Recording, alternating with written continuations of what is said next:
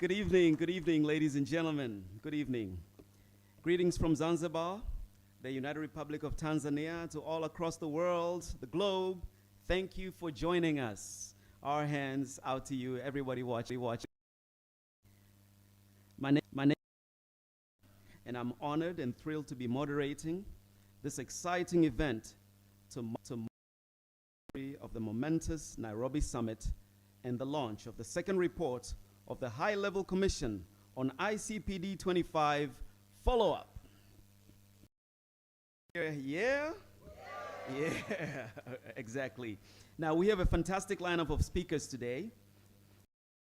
Here this evening, this late afternoon in Dar es Salaam, by two Level Commission. And in Zanzibar. Where did I say I am? Did I say Dar? Okay, I'm missing my son already. His Excellency, Dr. Jakaya Mrisho Kikwete, noting that we're in Zanzibar. President of the United Republic of Tanzania, and Her Excellency, Miss Michaëlle Jean, General and former Secretary General of the International Organization of La Francophonie.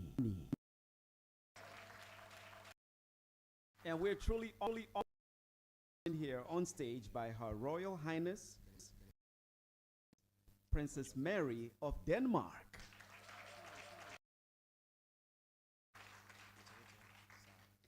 During today's event, the voice of young people will be none other than the Commissioner Lawrence Kabasele. Also here with us is someone we Tanzania, Dr. Natalia Kanem, the Executive Director of the United Nations Population Fund, Under Secretary General, Executive Director of the United Nations Population Fund. I'm also, we have a bit of change in the program, and so we would have had an exciting event with the others, but following the opening segment of today's event, you will also be introduced to the panelists and others as the program. Excellencies, participants in the room and online, to all. At the landmark 1994 International Conference on Population ICP, 179 governments agreed to a groundbreaking comprehensive program of action. They called for a comprehensive approach to sexual and reproductive health and reproductive rights, recognizing that sexual and reproductive health services and programs must be guided by the needs of and must protect the human rights of individual women and girls. In November 2019, 25 years onward, over 8,000 participants from 172 countries met at the Nairobi Summit on ICPD 25, hosted by the governments of Denmark. Please put your hands together as I mentioned them.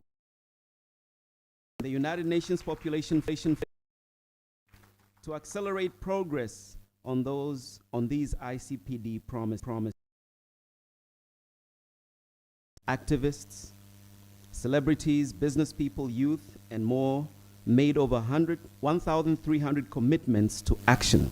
I'll repeat again, 1,300 commitments to action. They broadly fall under 12 overarching commitments that make up the Nairobi Statement on ICPD 25. Since then, the High-Level Commission on the Nairobi Summit on ICPD 25 follow-up has been established as an independent advisory body to help track the implements and mandated to submit a report to reflect on progress made. In addition to the two co-chairs from whom we will hear momentarily, the Commission including individuals from royalty to academia, civil society, the practitioners, and youth leaders from all number of them during the panel later in this event. Last year saw the launch of the Commission's first report, No Exclusions, Realizing Sexual and Reproductive Health, Rights and Justice. The report was well received with diverse audiences across the world. Today is gathered in full force for the first time. We couldn't be more thrilled that today they are launching their second report, the beautiful island of Zanzibar here in Tanzania.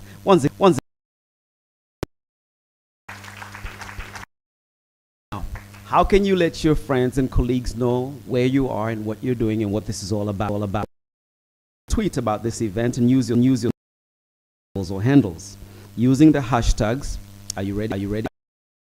Nairobi Summit as one word. Nairobi Summit. Hashtag the mark. Hashtag ICPD.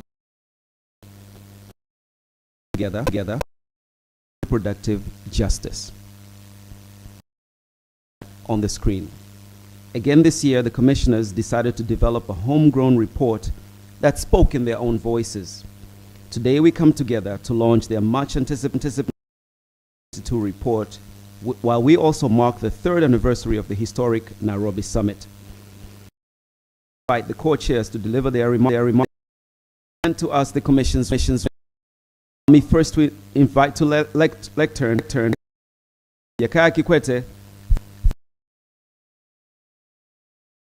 Yeah, ladies and gentlemen.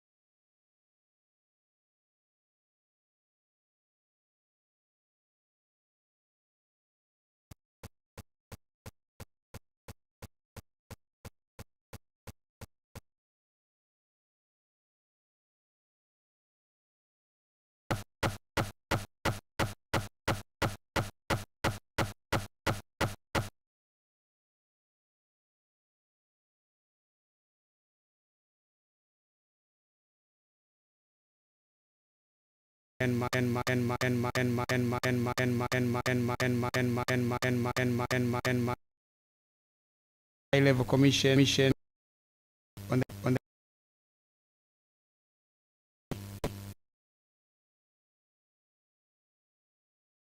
tally the Secretary General and the Executive Director of the United Nations.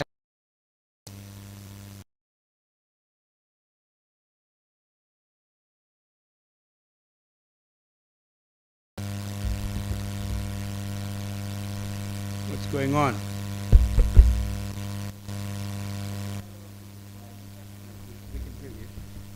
I don't have a phone, so it can't be me.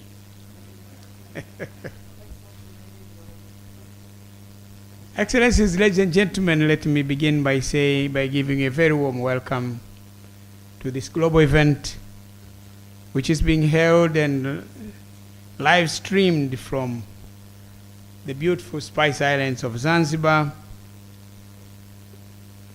islands with the cleanest beaches and beautiful white sand beaches. We are grateful to the United Nations Population Fund for convening this worthy event. We are equally grateful to the government of the United Republic of Tanzania for agreeing to host this event and choosing Zanzibar to be the place for the global launch of the 2022 report of the High-Level Commission on the Nairobi Summit. We are equally thankful to the government of Zanzibar, the revolutionary government of Zanzibar, for the warmth of reception and gracious hospitality. Ladies and gentlemen, the march to a world of rights and choices for all started in the International Conference on Population and Development that was held in Cairo in 1994. Due to the visionary leadership of his architect, the late Dr. Nafis Sadiq, the ICPD program of action was consequently adopted by 179 governments. It established a global consensus that sexual and reproductive health and rights are a bedrock necessity for growth and prosperity. Nonetheless, progress in securing these rights has not been even. 25 years later, the landmark Nairobi Summit was convened by the UNFPA and the governments of Kenya and Denmark. The summit deliberated on ambitious initiatives and concrete actions to further accelerate the implementation of the ICPD Program of Action and the 2030 Agenda for Sustainable Development. Over 8,000 participants from governments, the private sector organization, civil society, actors, women's groups, youth networks, faith leaders, grassroots activists, and United Nations agencies participated in the event. Governments and other stakeholders made over 1,300 commitments at the summit. And to especially the 12 core and overarching commitments contained in the Nairobi Statement, the High-Level Commission on ICPD 25 follow-up was set up and brought into being in September 2020. As such, while the High-Level Commission advocates for the realization of all the 12 goals in the Nairobi Statement, we prioritize achieving 3 transformative results, which are 0 unmet need for family planning, 2, 0 preventable maternal death, and 0 gender-based violence and practices that harm women and girls. All of these have got to be achieved by 2030. We, the esteemed co-chairs of this commission, Her Excellency Michaela John and I, have been privileged to collaborate with eminent commissioners in monitoring how the commitments have been translated into actions globally.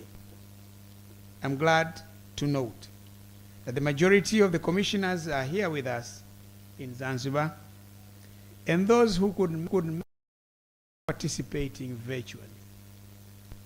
Excellencies, sexual and reproductive health and rights are essential dimensions of human life. They define us, determine our development, and are key to our well-being. While some may take these rights for granted, but for hundreds of millions, especially women, girls, and the most marginalized, these rights are still a distant dream. To achieve this dream for all, we need to dismantle all systemic forms of discrimination, challenge the unequal distribution of power, and end marginalization across our societies.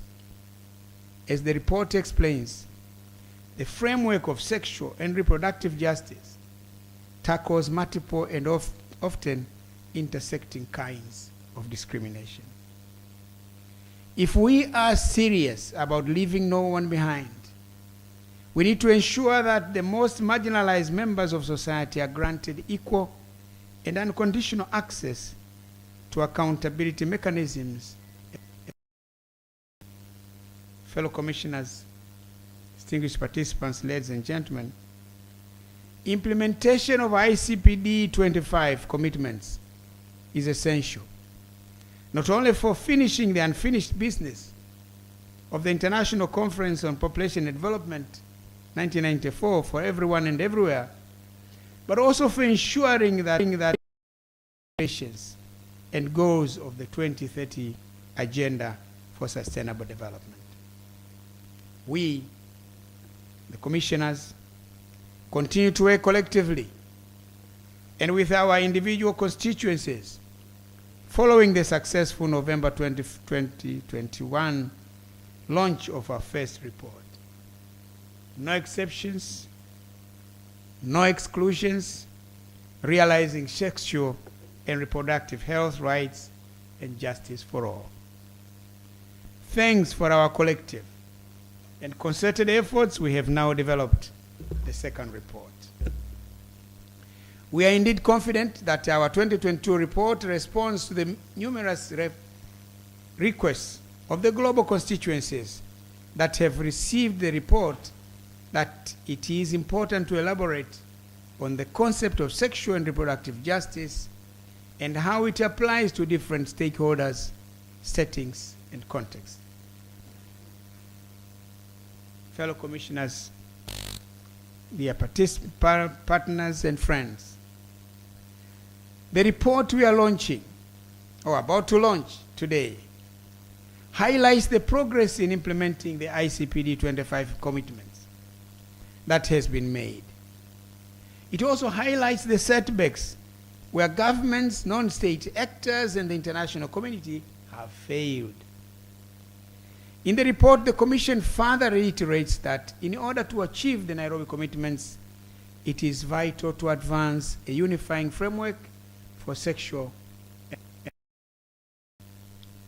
As part of this, the 2020 on countries to develop and finance an international response that addresses economic, social, and legal barriers, as well as obstacles posed by multiple forms of discrimination experienced by too many people on this planet. It is collectively due to this reason that the Commission encourages a clearer and more concrete understanding of the vast disparities that exist among various plant populations. It emphasizes how sexual and reproductive justice links issues and constituencies, including and girls, activists for racial equality, environmental justice, disability, younger and older people, and even more. Momentarily, the co-chair, Her Excellency Madam Michaela Jean, and I, Michaela Jean, will discuss further key highlights of the report. Excellencies, it is important to note that the work of High-Level Commission provides a bridge between the global ICPD 25 commitments and the upcoming ICPD 30 review and commemorative event by the United Nations General Assembly, both slated for 2024. With the national and regional reviews, preparation for the ICPD 30, the Commission offers its report to provide a basis for intensified advocacy to put sexual and reproductive justice for everyone at the forefront. For all countries, continued development and realization of SDGs and reproductive justice. Let us advance our shared efforts to accelerate change and ensure accountability and respect for sexual and reproductive health and rights, justice, and development. These efforts should be in line with the Nairobi, the ICPD Program of Action, and the 2030 Agenda for Sustainable Development. In conclusion, let me say, please continue to count on the leadership and cooperation of the High-Level Commission to keep the momentum going and realize the ambitious and achievable commitments and goals. As you read the 2022 of the High-Level Commission, including the data to track key indicators on the commitments as well as country profiles to present stories behind the data, I invite each of us to determine how the sexual and reproductive justice framework could be applied in our context. with your constituencies and partners to amplify responses to the needs in our Excellencies, distinguished participants, ladies and gentlemen, in Zanzibar and online. We, the co-chairs, joined by the commissioners, are honored to present to you the 2022 report of the High-Level Commission on the Nairobi Summit. Follow-up titled Sexual and Reproductive Justice is the vehicle to deliver. I thank you.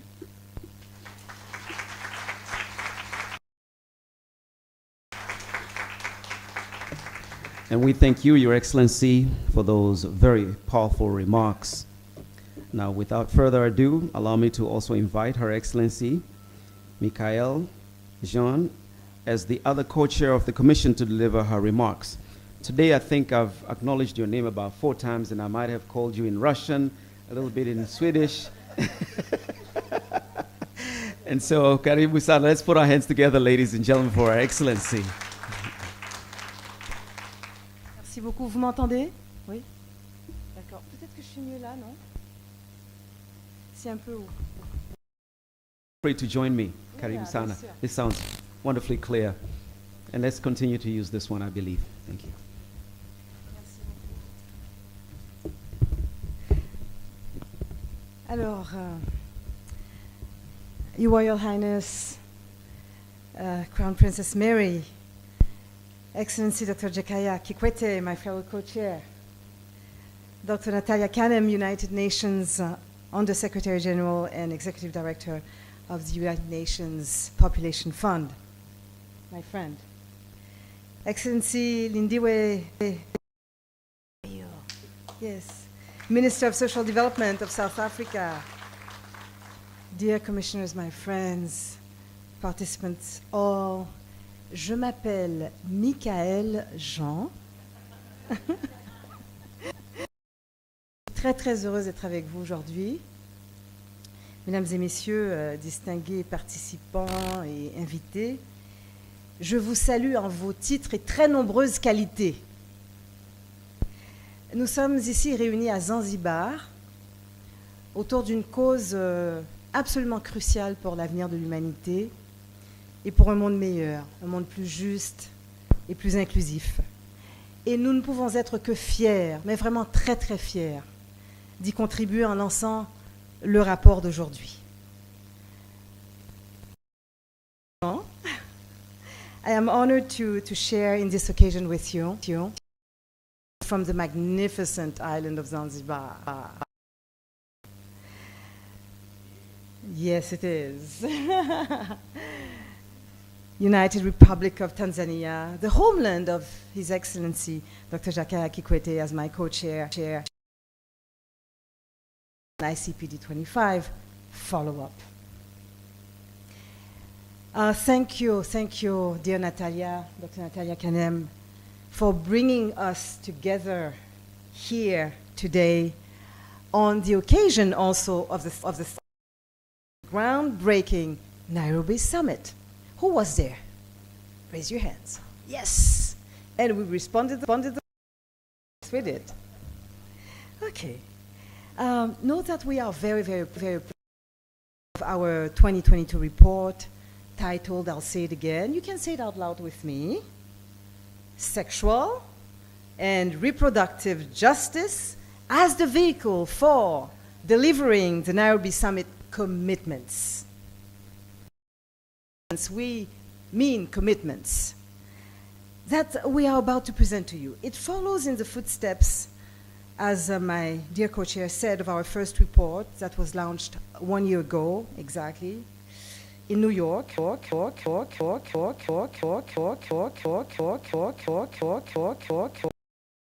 Options, realizing sex rights and justice for all. And it paved the road. And today we focus on how to proceed on its path, paying tribute to the pioneers of the sexual and reproductive, including Professor Loretta Ross, who graciously engaged with our commission and is unwinding social, political, economic disparities that hamper advancement on a spectrum of global and national commitments to sexual and reproductive health and rights. And the framework is universally applicable, South as well as the global North. It reinforces the 2030 Agenda, 2030 Agenda for Sustainable Development principle, leave no one behind. Sexual and reproductive justice, solidarity, and for people to work together on issues that concern all of us. Patterns of injustice, not individual lives, but also the well-being of the lack of respect for sexual and reproductive rights restricts agency and hampers social and economic development. So our report reflects how applying a lens of sexual and reproductive allows us to track progress on the Nairobi commitments. This process must build on developing clearer and more concrete understanding of the vast disparities among various populations, including through better data applying the principles of sexual and reproductive justice. Why we are thrilled that beyond update of the global commitments monitoring framework, this also includes a select number of country profiles covering all regions that provide some examples that offer further data, which we hope will stimulate and targeted investments to population groups that need them most.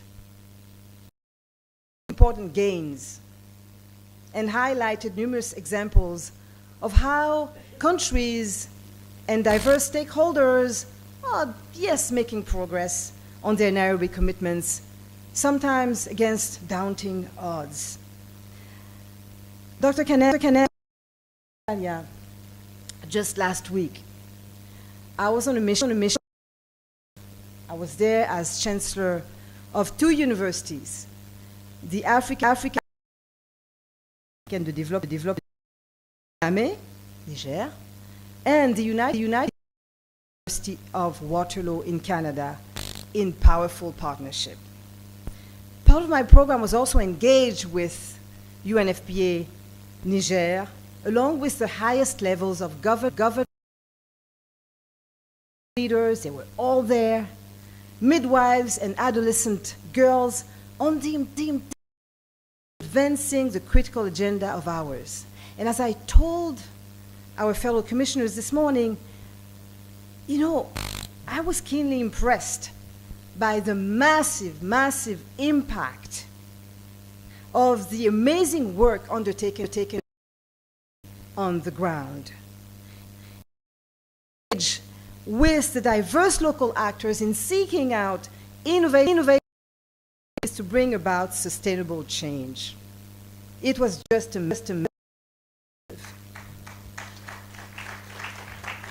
the same way I was very pleased yesterday visits to see all the valiant efforts and good work accomplished, and it was so very inspiring. We've observed, we've listened to, and learned so much with the service providers and on the ground who are at the heart. We saw it. The agenda and the Nairobi Summit commitments, and we'll have more testimonies of civil society, you know, change makers who are doing impressive work. with so much creativity and so much dedication.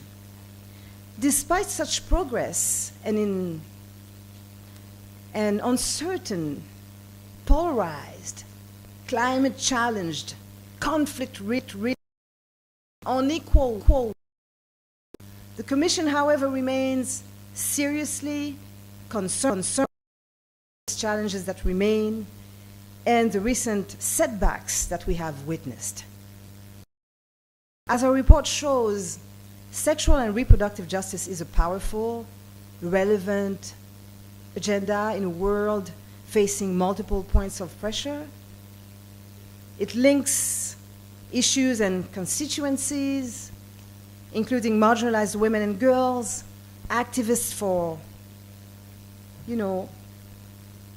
social equity, for racial equality, environmental, advocates, disability activists, people, and more. So it's not. It's movement. We have to feel that we are part of a movement. And against this backdrop, and while the world is in turmoil, we repeat our call to action, which is more urgent than ever. What are we saying? We're saying begin with justice and ensure that sexual and reproductive health and rights are framed justice and we're saying reach further. Groups facing the worst disparities. We're saying show the money. More than ever, we need predictable domestic and international funding that set health systems on the path to universal health coverage, aligned with the Nairobi commitments, of course. Note some improvement. There's still so much to do in tackling, planning, and in many regions to register positive movement towards zero preventable maternal death. Domestic violence, while critical to sexual and rights, persistently lags behind commitments. So as they result in more than 4 billion people globally of the world population today experience a lack of one key sexual and reproductive health service. This is unacceptable, and we have to do better. We need to create new narratives around sexual and reproductive justice, rooted in facts and carrying broad appeal while being, enough to counter ongoing opposition. We need to do that. We need to ensure the integration of sexual and reproductive health and rights as core components of universal health coverage. Sexual and reproductive health can no longer be an add-on or afterthought. It is core to who we are and to our individual and collective well-being. In all of that, we need to think outside the box and pursue innovations in service delivery to accelerate progress and empower and bodily autonomy. So,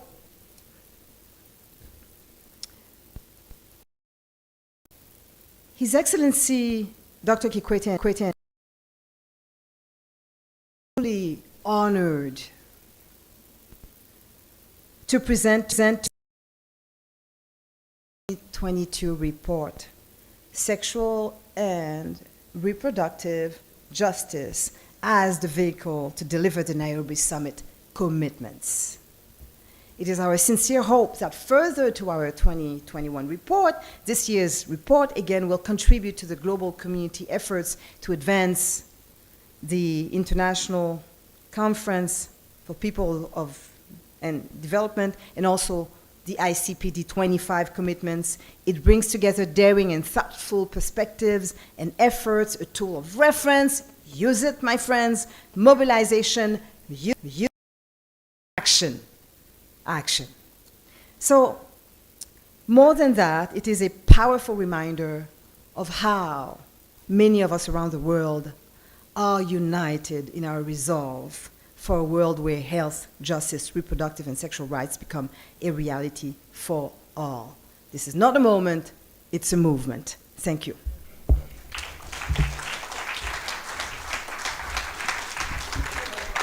Very powerful. Your hands again, ladies and gentlemen. Louder, a little bit louder. Thank you.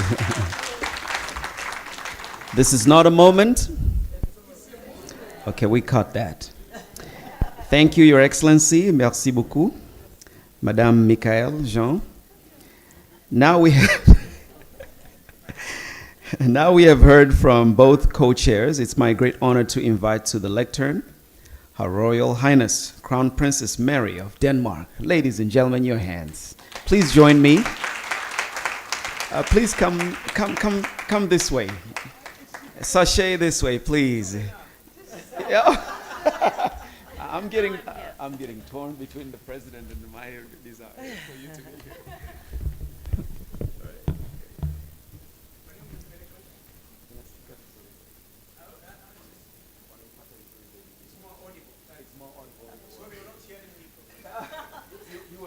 You are strong and loud. Your Excellencies, High-Level Commission co-chairs, UN Undersecretary General Dr. Khanum, ministers, fellow commissioners, distinguished guests, and everyone following online. Finally, after many a Zoom meeting, we, the commissioners, are able to get together for our very first physical meeting of the High-Level Commission on the Nairobi Summit on ICBD 25. I'm certainly delighted to be here. I'd like to send a big thank you to Zanzibar for hosting us and spoiling us with such beautiful weather and nature and such warm and generous hospitality. The Nairobi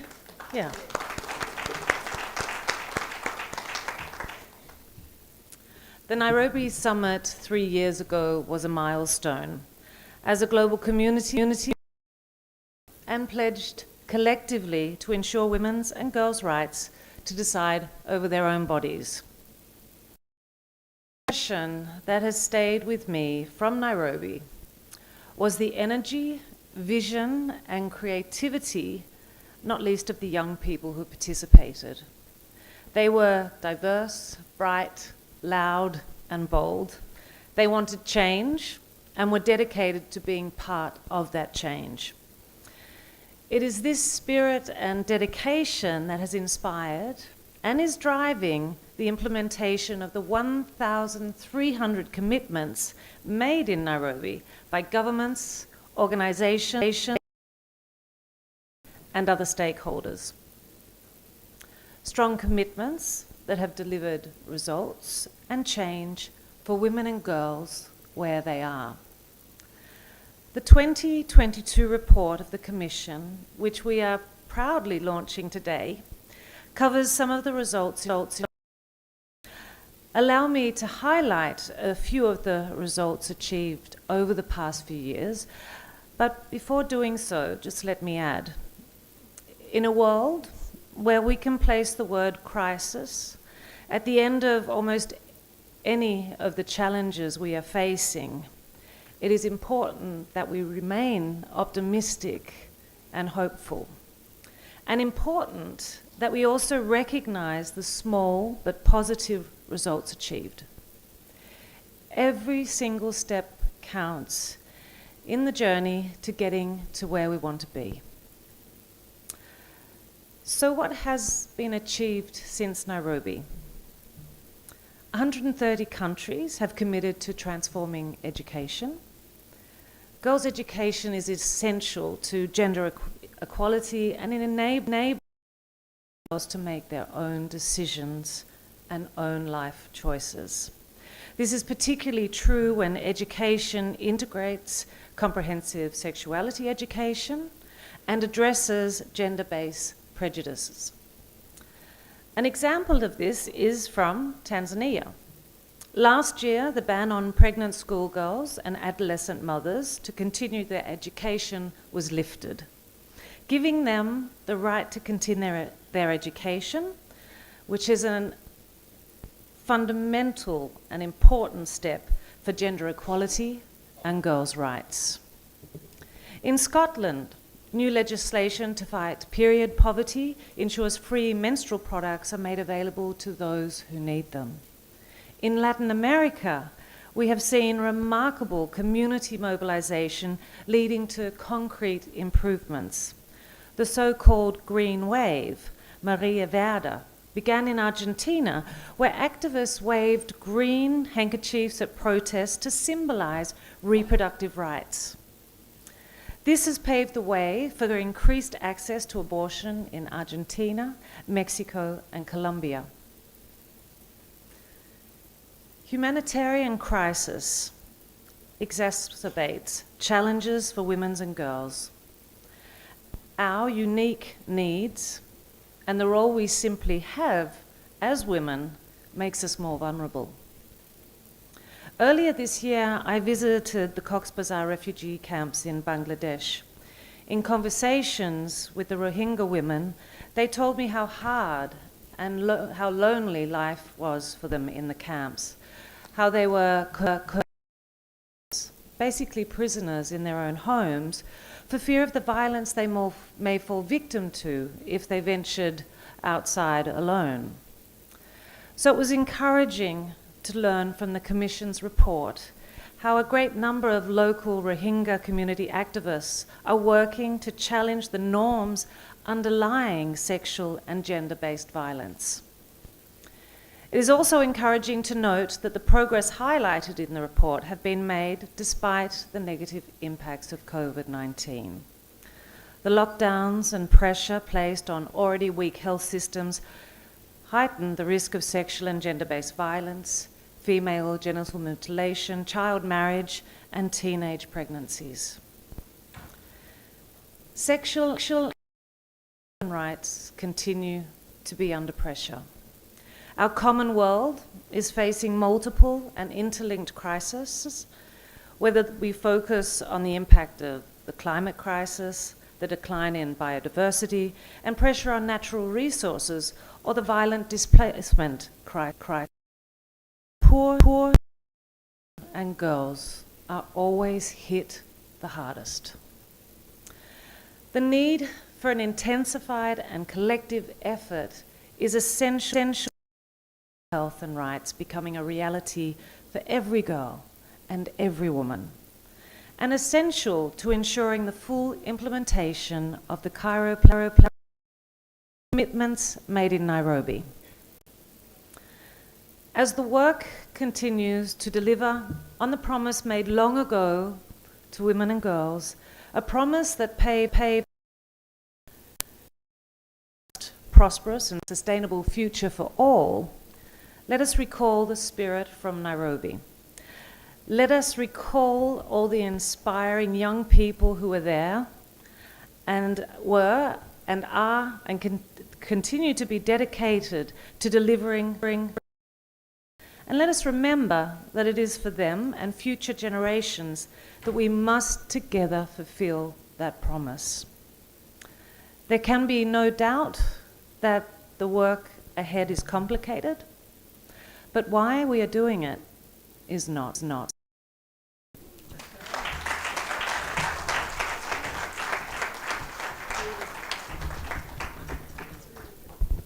Wow, fantastic. Every speech is amazing in its own sense. Thank you, Your Royal Highness. Now, let me turn to invite the youth voices of the Commission. And from among the various youth representatives that serve on the Commission, I'm pleased to invite, and just before I do that, technical tells me you are at liberty to choose which podium you wish, lectern you wish to go to. So if you want your picture to reflect a little bit of our Royal Highness and His Excellency, well, that's good enough. But if you wish to stand out here, it's also very good because you're pretty close to it. So, ladies and gentlemen, with your hands, Miss Lawrence Kabasele to the lectern.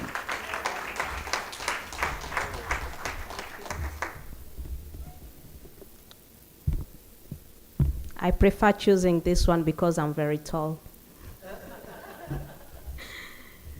Your Excellencies, fellow commissioners, distinguished guests, leaders of UN agencies, friends, and all protocol observed. It's an honor to address all of you on behalf of young leaders, members of the High-Level Commission, and all youth-serving and youth-led organizations that work with and for young people in their diversity. Firstly, let me begin with acknowledging the power of young people, their continued action as activists and leaders over the past years of global pandemic that has changed systems, the people, and created wide prosperity. Despite all that, we, the young leaders, held time and share and build solidarity for ourselves, our communities, and our constituencies. We did not give up then, and we are not going to give up now.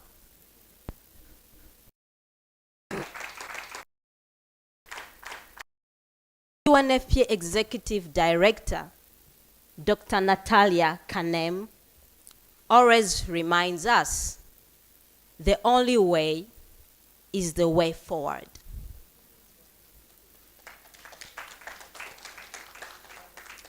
As we attempt to recover from the COVID-19 pandemic and try to make sense of the colliding crisis left its wake, the latest report of the High-Level Commission could not be more insights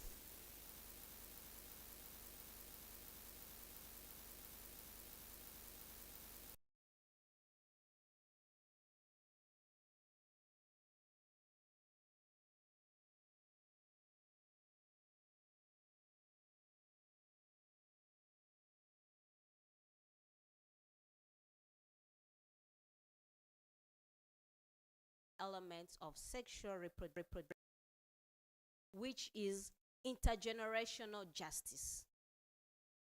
As a young leader and global level on human rights, youth power, youth development, well-being, and dignity, the concept is of a great interest for me, and can say for young people. This concept has further united young people across the globe. Young leaders have the opportunity to assist, understand the inequalities between generations, which seems to deepen with adolescents and young people being affected by the state of colliding crisis. With support from UNFPA East and Southern Region, AFRIAN in collaboration with YACT has established the Youth Power Hub, a youth-led accountability initiative. Its purpose is to track development paths vis-a-vis the ICPD commitments that were made at Nairobi Summit in 2019. Joint actions planned in East and Southern countries have been developed to support the capacitation of young people in order to equip them with required skills to engage policymakers in their respective countries at national and community levels and engage relevant stakeholders on ICPD commitments.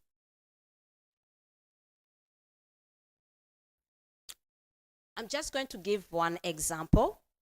In South Sudan, we conducted high-level meeting with ministers of youth, health, gender, social welfare on the acceleration of ICPD 25 commitments and followed up a petition for tax exemption on menstrual products. Young leaders are committed to realize sexual reproductive justice and contribute to intergenerational justice. However, we will need your support. Moving forward needs additional and consistent technical and financial resources in order to ensure meaningful youth engagement, participation, and leadership, and promote youth-led accountability. As I conclude, allow me to stress one more time the power of youth-led accountability and call upon partners and governments to request your support in strengthening systematic youth-led accountability efforts toward the global review of SDGs in 2023, the ICPD regional review, the ICPD regional review, the Global Adolescent Forum. We are ready as young people. Are you ready for us? Je vais un peu parler en français avant que je ne quitte parce que je suis francophone. Alors, je vais reposer la question en disant, nous les jeunes, nous sommes prêts. Êtes-vous prêts pour nous? Merci.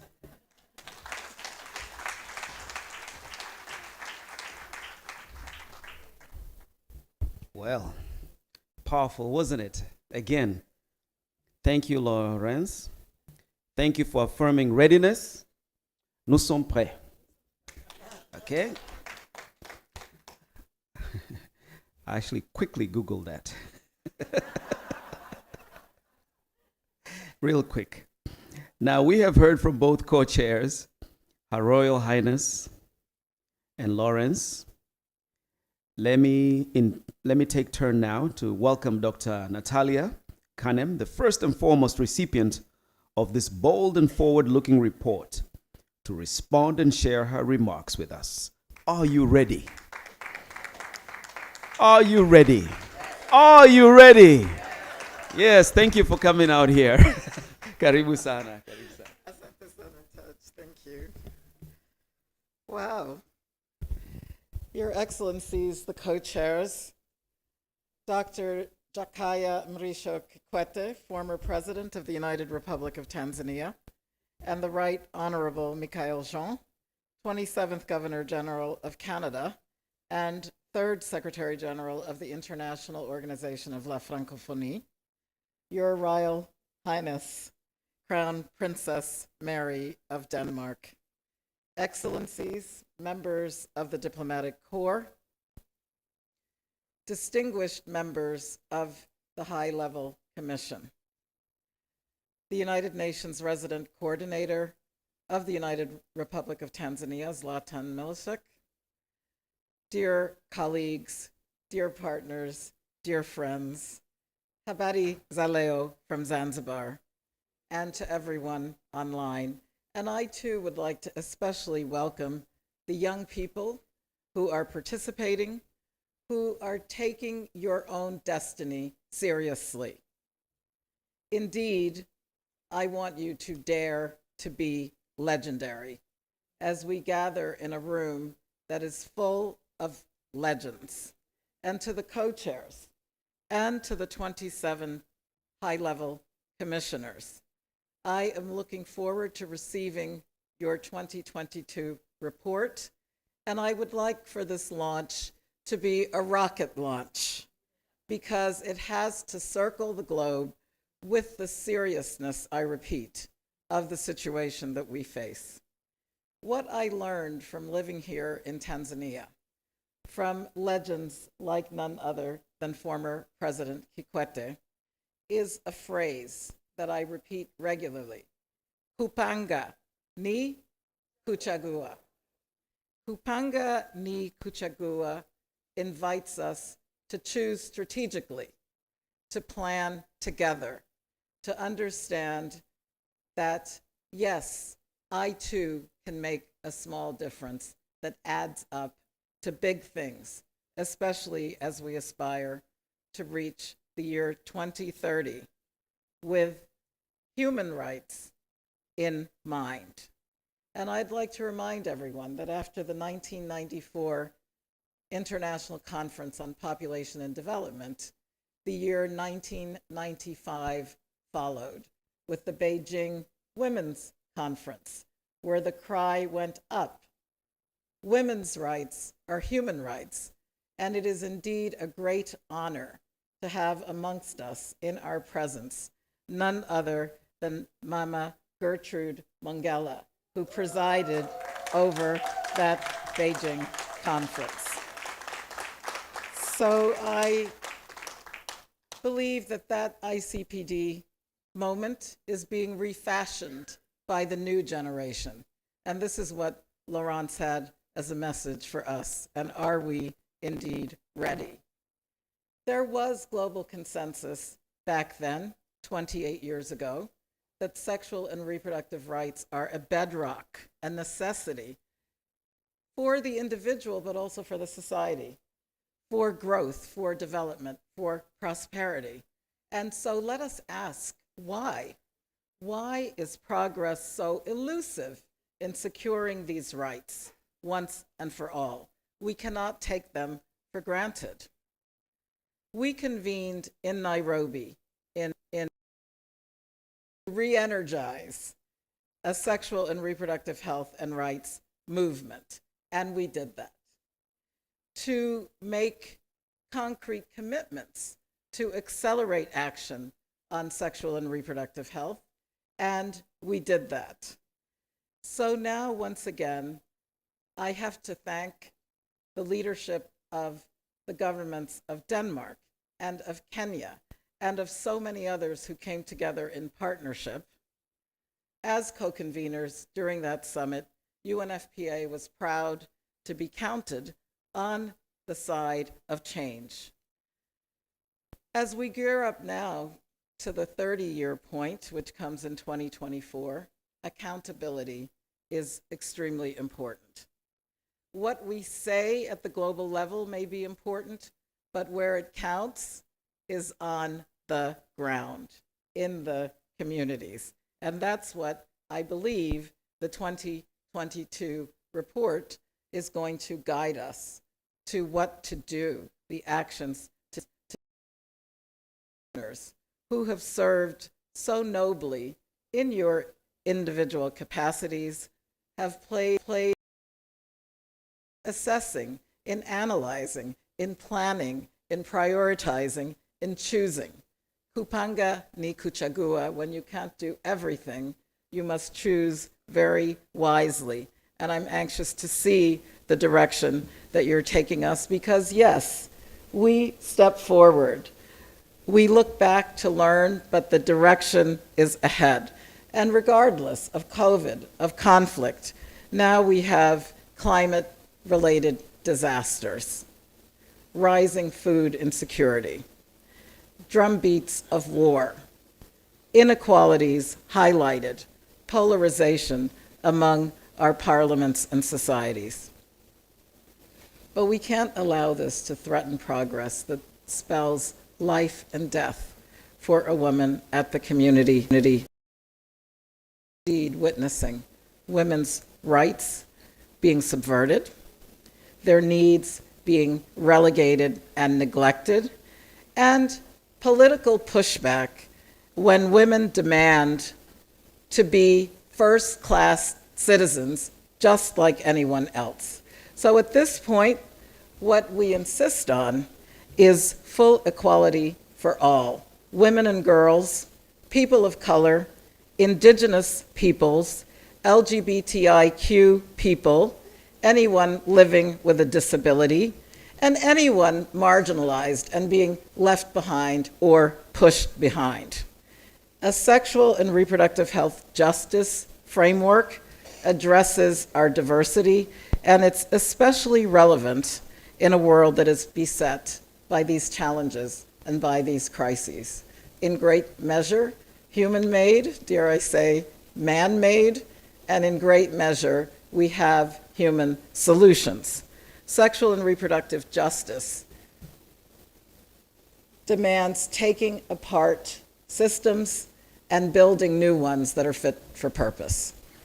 Dismantle discrimination, challenge the unequal distribution of power, and end marginalization. And pay attention to the intersecting kinds of discrimination, because many people are facing multiple disadvantage due to their gender, their race, their ethnicity, their sexual orientation, their income level, their location, or living with a different type of ability. And whatever the challenges, let us keep our eyes firmly on the prize, which is our commitment to achieve those 3 zeros. And these are 3 zeros for empowerment of all. Meet the unmet need for family planning. At a time when the world is growing rapidly and women are asking for contraception, why the stigma? Why the logistical hurdles? 0 preventable maternal death is so relevant as we stand here, understanding that most deaths during pregnancy and childbirth are completely avoidable. Therefore, build the midwifery population. And lastly, and most important for SDG 5, for gender equality, there is no excuse, no tradition, no culture, no religion, no hiding behind the curtain. Gender-based violence is wrong. Exploitation of a child by marrying her before she reaches maturity at 18 is wrong. And things like female genital mutilation, we have to put behind us. Base what we do on data and evidence. But the data and evidence are abundant. So this is why we cry for action. This is why we take pride in young people who will step up and change the paradigm that has for too long privileged those in power and excluded those who are labeled powerless. Now, when we say bodily autonomy, we're talking about the right to own your own body, wherever you are, wherever you live, and including online, as we expect girls to learn now having left school because of COVID. A female politician to be respected as she vies for her political position. The online universe must be safe for us all. No bullying, no trafficking and sexual exploitation based on technology. We demand our body rights. And this is the spirit that propelled us out of Nairobi into a situation where very high-level, dare I say, legends in our field have gathered together in your own time and wisdom to push forward an agenda for achievement. To advance human achievement will bring striking improvements in healthcare. It will enable us to bring an end to poverty. And over the decades, as we have achievements accumulated, people are living longer. It is true that fewer women are dying while giving birth, and that childhood mortality, female genital mutilation, will yield economic benefits of more than $10 by 2050, not to mention avoiding complications such as obstetric fistula. And every dollar that we devote to ending child marriage will yield nearly $34. These are investments that make common sense, but they're also very powerful for the individuals. Thank you, commissioners. I would like to commend you. I would especially like to highlight the leadership of the 2 very distinguished co-chairs. We've seen commitment from you. We've seen advocacy in the powerful circles where you dwell.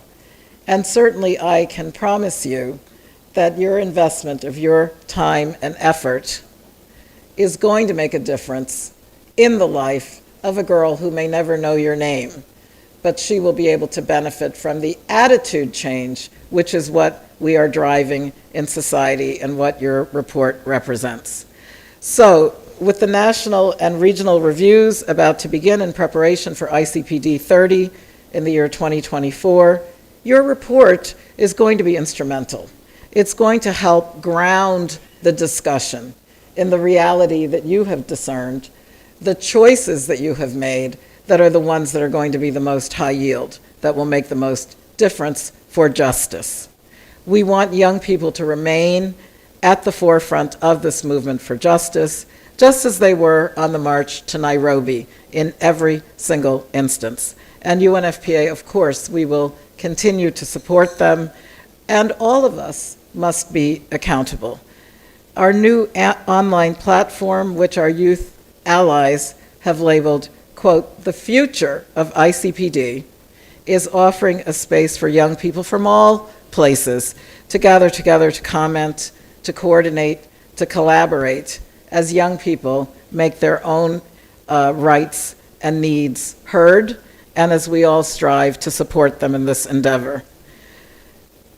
It was Bell Hooks, of blessed memory, who told us, we want a beloved community. We must stand for justice. And you've labeled your report Justice. It's an independent report which I'm sure will resonate, because each and every one of us wants a community that is free from want, that is free from fear, that is free from discrimination and violence. We want a community where everyone's rights are respected, where everyone's welcomed, protected, and justice upheld. That is a world of infinite possibilities.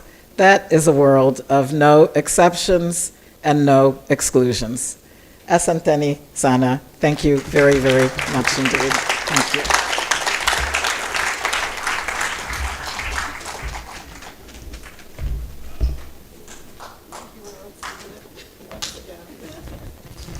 Whoa, you want to put your hands together once again? What a...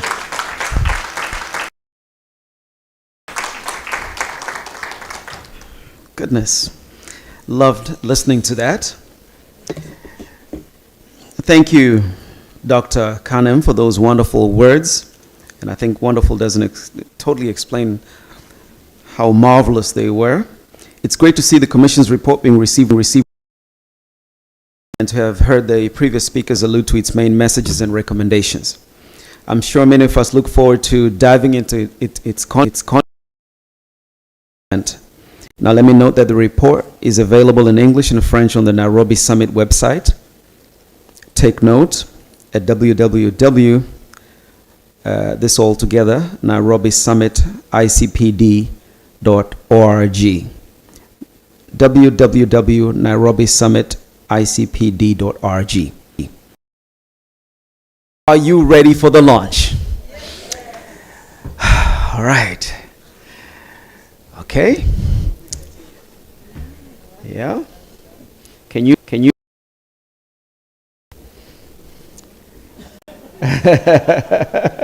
well, we better be done, right? We better be done. We better be doing a closure report, right? All right. So this is how we're going to do it. And please take note that we have cameras in the room. They'll be taking these pictures everywhere. But if you do want to take your own photo with your phone, just once again, the hashtags. Just want to make sure that those are up, and we are putting the tags on all our pictures on all our media platforms. All right? So we'll begin. There are three sets. It's all happening on the main stage. To begin with, I'll request you, Ms. Kabasele, to please rise and come to the middle of the stage. The middle is right where, yes, right there. All right. And ladies and gentlemen, we're going to give her this contraption.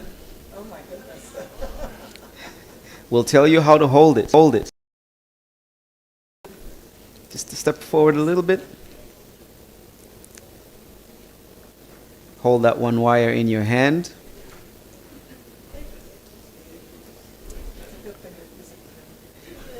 And if you would move maybe half a step backwards, just a little bit, because the wire will take you there. If you move a little bit further back, yes. Don't worry. That's exactly what she's thinking. And you don't have to hold it up aloft, or just hold it where you are. Ladies and gentlemen, first part of the launch of the 2022 report of the High Level Commission on the Nairobi Summit on ICPD 25 follow-up. Your eyes on the fan.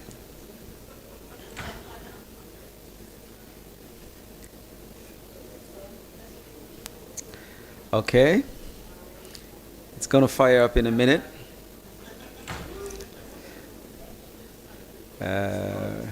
It's not going.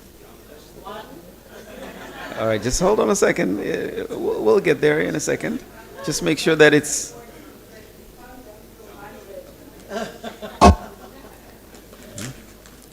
That's gonna start spinning in a second. We've had to go pretty deep to go get it.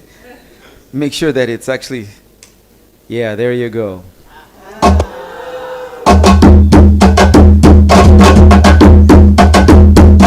Watch carefully, ladies and gentlemen. In a few seconds, what you see on the big screen is what's happening in front of everyone. UNFPA ensuring rights choices for all.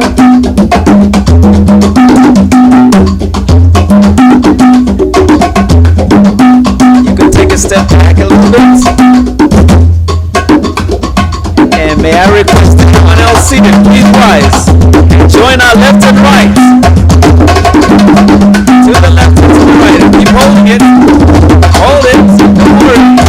Let's move it close to her, almost shoulder to shoulder. Your Excellency. You're allowed to take a peek at the back, because Ms. Kabasela, you can take a look at the screen while you're holding it. Yeah, don't worry. That's what's happening with the hologram in front of you. Yes.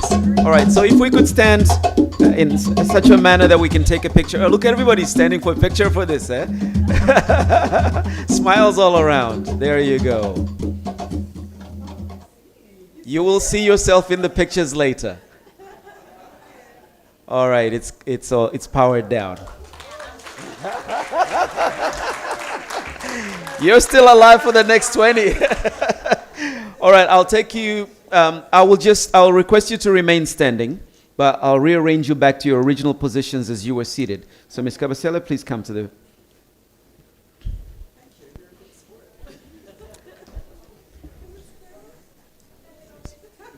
All right, the second part of this is the handover of the report. And we're going to bring you, have you seen the cover of the report? May we please have the dummy come forward. And there it comes, ladies and gentlemen, from the back of the room. And we're going to ask the co-chairs to hold this together with the Undersecretary General and Executive Director, UNFPA. Oh, Mama, come in the middle. Oh, okay, receive it. Receive it, yes, absolutely. There you go. Please put your hands together, ladies and gentlemen. We repeat together. Sexual and reproductive justice as the vehicle to deliver the Nairobi Summit commitments. Yes. And there you are. Thank you so much. All right, you've received that. I'll take that. Thank you.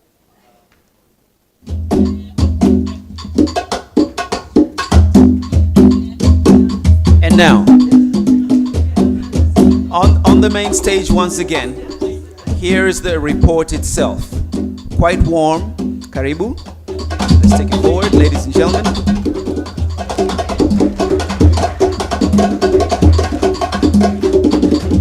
There are, would you hand over please to each one, to your left and to your right, and if you would come back to the middle again. There you go. Hot off the press, it certainly is. Ms. Cavasela, please receive one. Mama Mongela, please.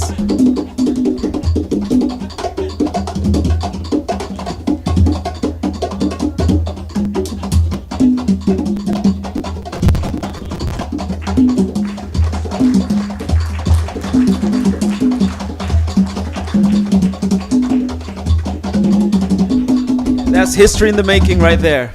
She was there. She was right there. If you would all stand together and just hold it below your chin so that we could take a group photo with you. And ladies and gentlemen, let's put our hands together. This is the report.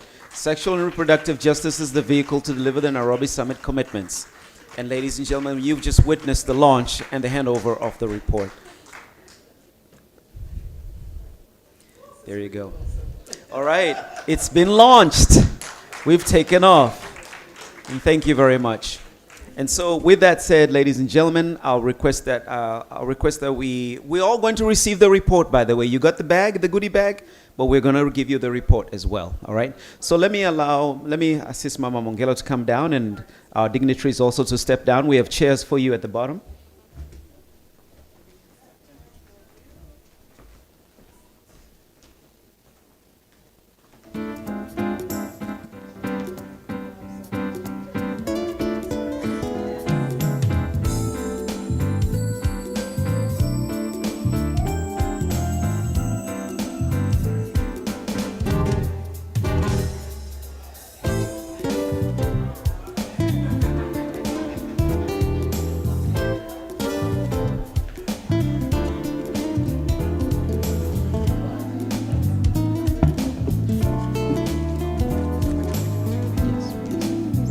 All right, we'll do a little rearrangement of the high table as we're moving into the panel discussion.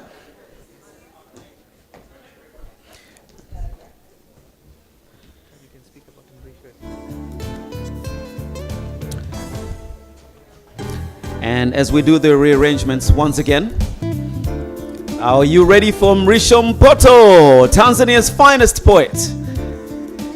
If you are, let me hear you say Mrisho. Come on, Mrisho. All right, let's stand by for this. This is going to be quite exciting. And please publish the poem on the website as well if you can.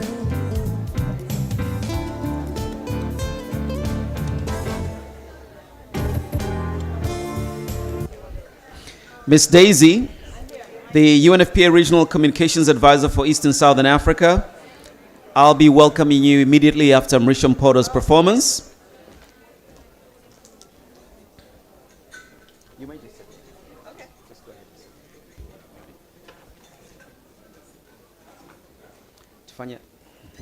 Tufanye haraka kidogo.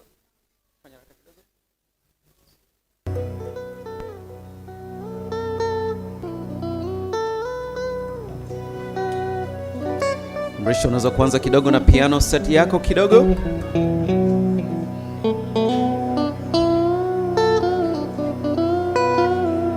Hashtag Nairobi Summit. Hashtag the march continues. Hashtag ICPD 25. And hashtag sexual reproductive justice. The report is launched.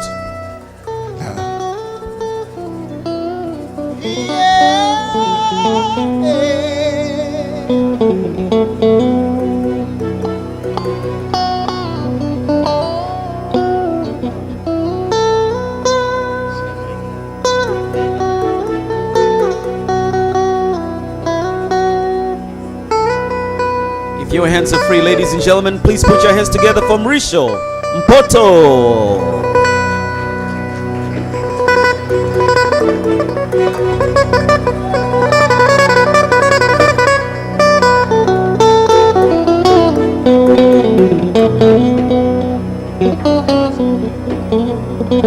We're here to congratulate ourselves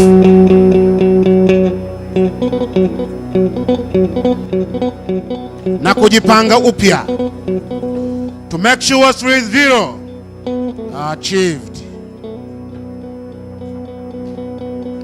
We are here at ICDP to encourage each other, not to blame. No more death through pregnancy. Kutokomeza vikwazo vya mahitaji muhimu na hiari kwa uzazi wa mpango. Kutokomeza ukatili wanawake, watoto na wasichana. No more violence against women.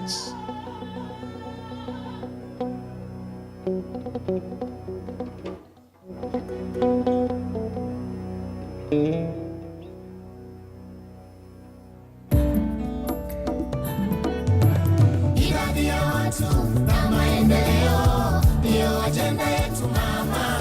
2030 hiyo ni dira yetu. Tunasema asante. Wadau wote kusaidia harakati zetu. Asante wadau wote kusaidia harakati zetu.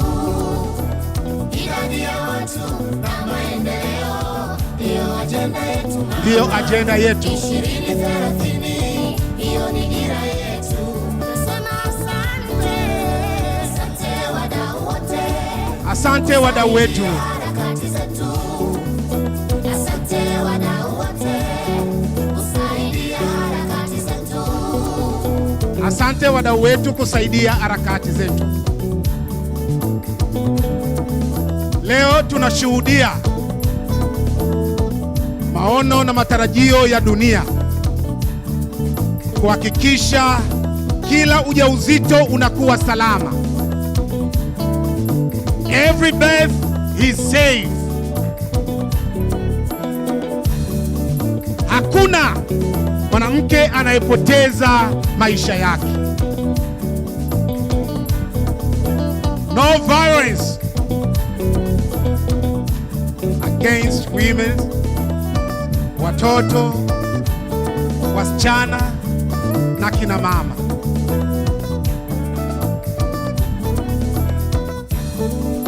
Thank you, the Iron Lady, Dr. Natalia Kanel. Please clap our hands for her. Jina lako litakwenda kuandikwa mbinguni kwa wino wa dhahabu. Kazi kubwa uliofanya imetukuka, na hili linatoka kwenye uvungu na sakafu ya mioyo yetu. Asante Jakaya Mrisho Kikwete, kazi kubwa uliofanya ya kusimamia ahadi za kimataifa. Tunasema asante Mheshimiwa Jakaya. Mheshimiwa Jakaya, tufikishie salamu kwa Dr. Hussein Mwinyi, Rais wa Zanzibar. Mwambie tunafurahi, tunasema asante. Mheshimiwa Jakaya, tufikishie salamu kwa Rais wa Jamhuri ya Muungano wa Tanzania, Samia Suluhu Hassan. Mwambie tunasema asante. Lakini leo wakati tunashuhudia uzinduzi wa ripoti hii,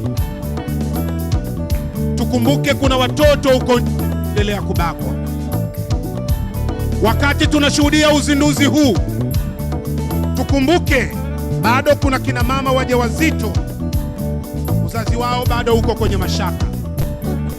Wakati tunaendelea kushuhudia uzinduzi huu, tukumbuke kuna ndoto za vijana zinazidi kupotea.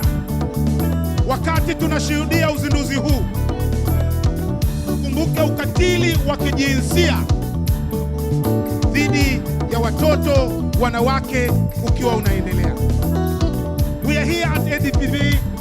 We don't want to blame, but we have to encourage each other. Kazi kubwa iendelee. Good work has to continue. Thank you very much. Asante sana. Idadi ya watu.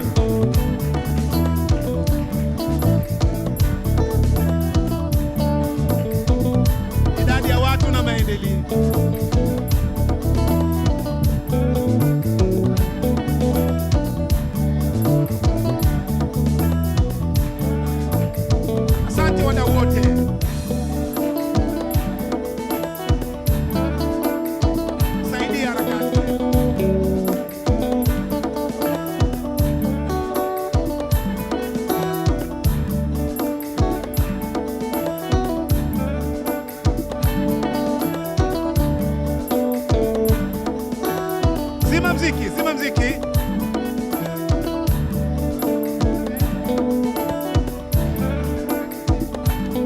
hands, ladies and gentlemen, for Mauricio Porto. A bit of an a cappella right there. Simply say Asante. 1, 2, 3. That's right. Asante.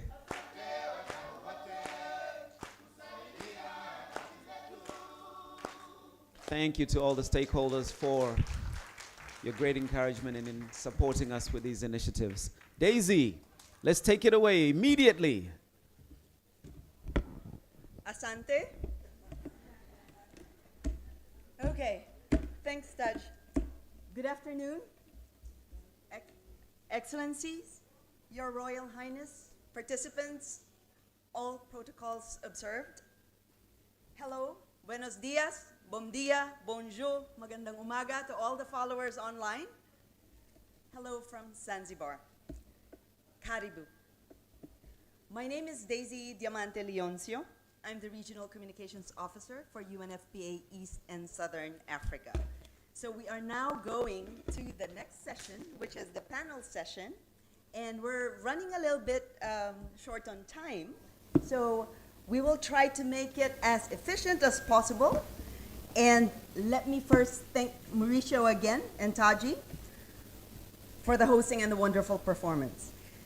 Okay, and we will hear from him once again. Now, allow me to move on and introduce you to the panel that I will be moderating. The panelists all draw from the distinguished commissioners that make up the high-level commission. And they can we can see that they have diverse backgrounds, drawing from government, civil society, academia, activists, lawmakers, youth leaders, and healthcare providers. Through this moderated discussion, we hope to give you some further glimpse into the Commission's 2022 report, which we hope, of course, all of you will be reading more in detail, all 200 pages, in the coming days and weeks.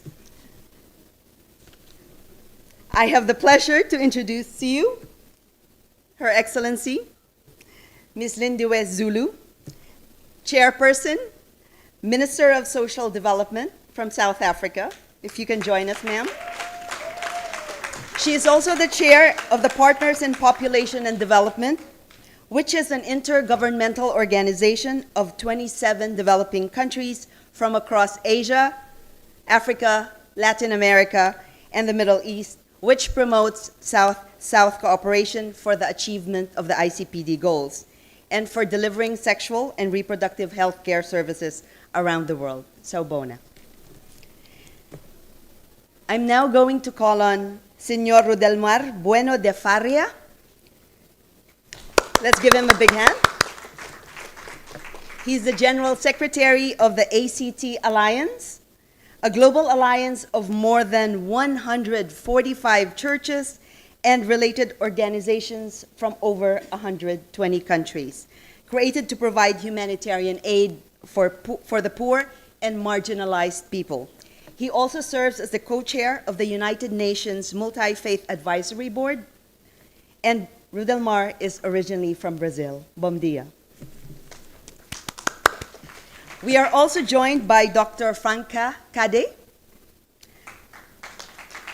Please join us, ma'am.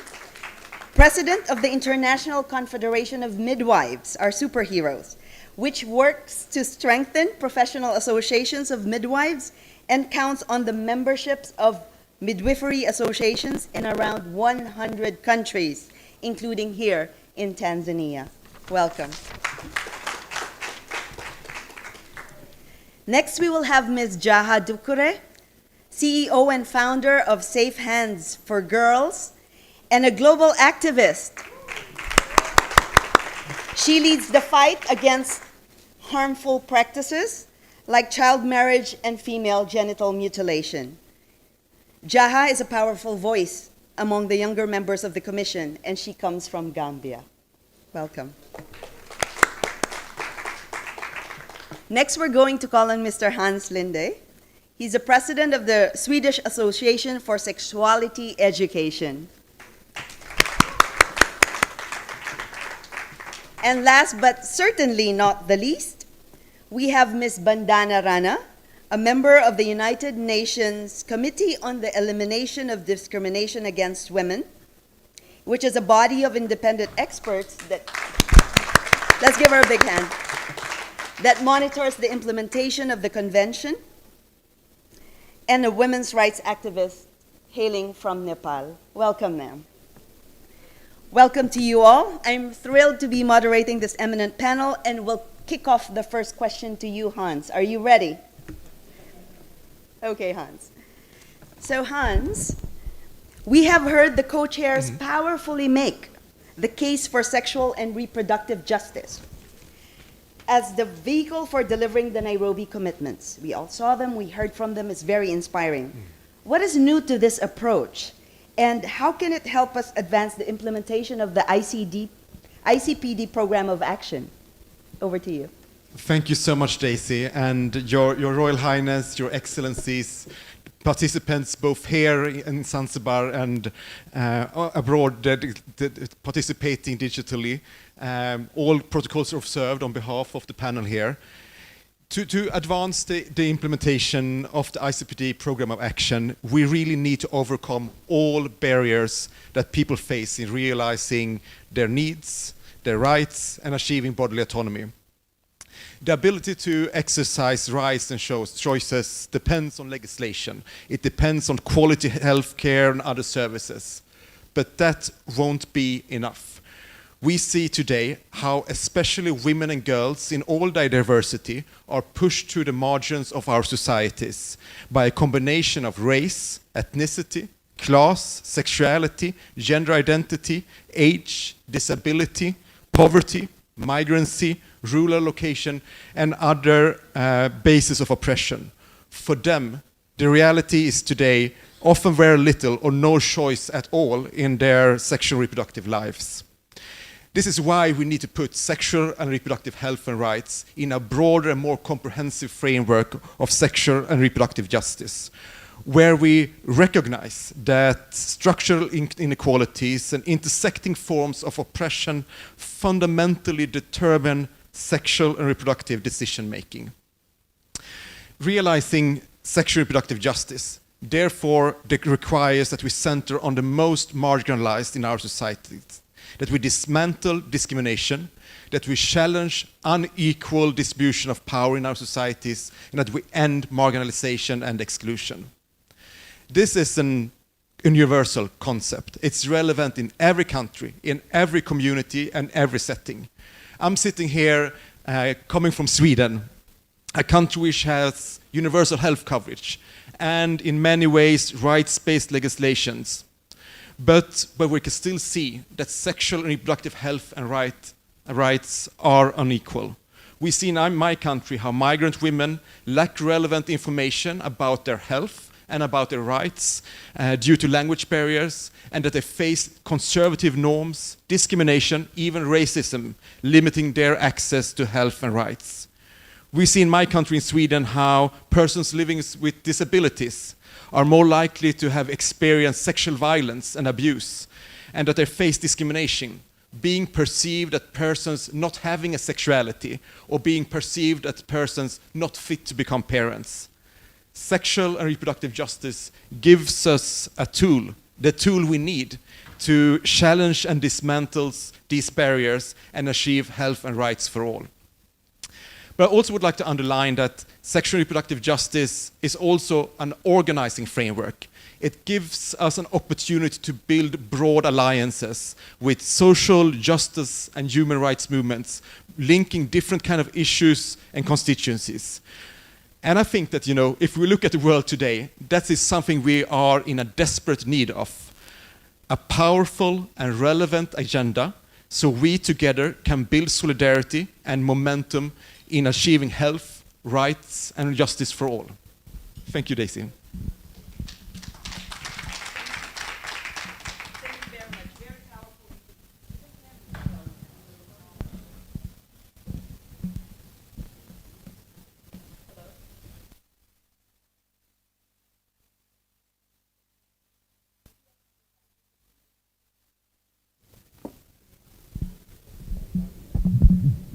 All right, thank you very much, Hans, and definitely solidarity and momentum.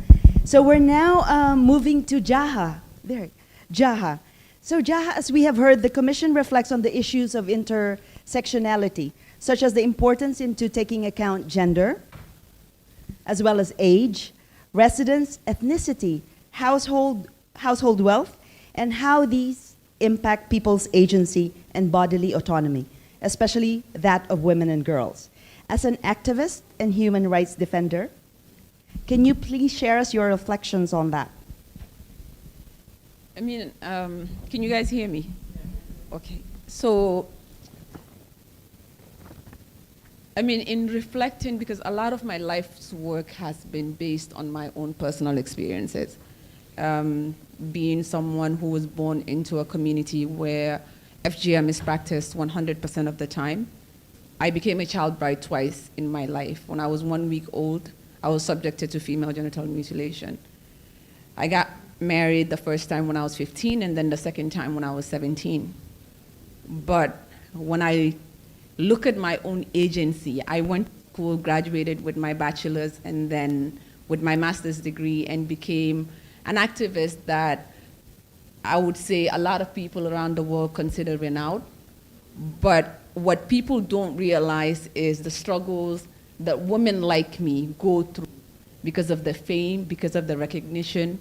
And a lot of times that can also bring us a lot of abuse, and these are the things that are not visible to the rest of the world.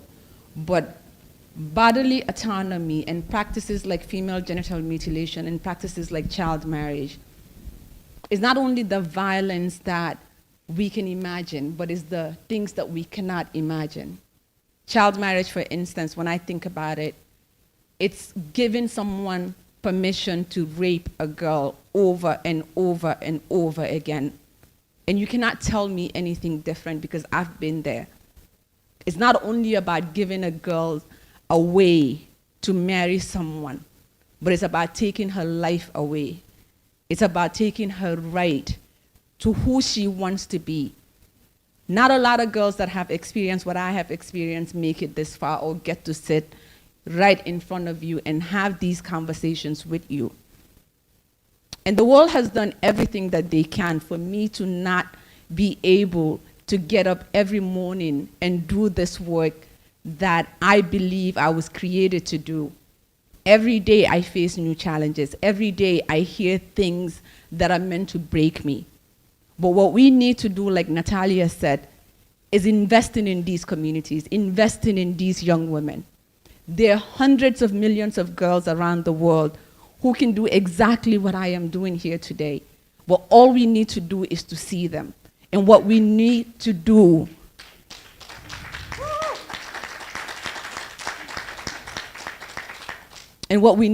is to support them. We need to invest in their communities. And we need to let them know that they matter. They need to understand that the things that they have gone through doesn't get to determine who they are or what they become. And this is quite important. We're more than just survivors. We're more than just victims. We're more than just activists. We're women who are changing things in our communities and demanding action. We're doing it through laws. We're doing it through religious leaders. We're doing it through engaging our communities. And we're also doing it at the highest levels by being able to be part of commissions like this. And Natalia, I am grateful that for everything that you are and everything that you have done.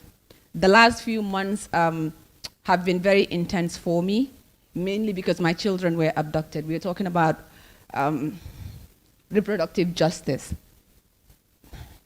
And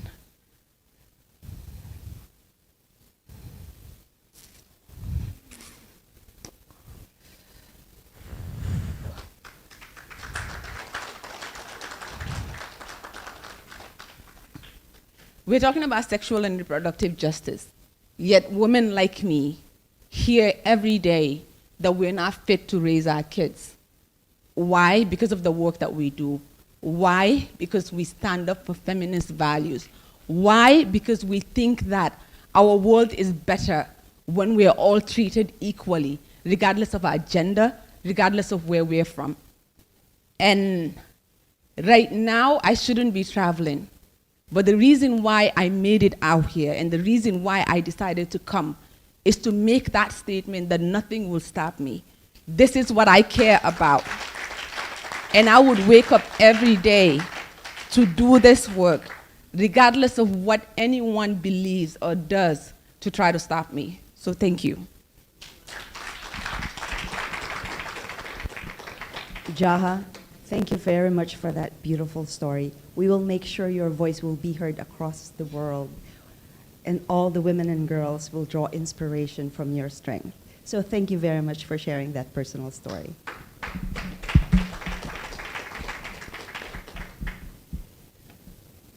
So building off on Jaha's intervention and the call for strengthened accountability mechanism in the Commission's report, allow me to turn you to Bandana.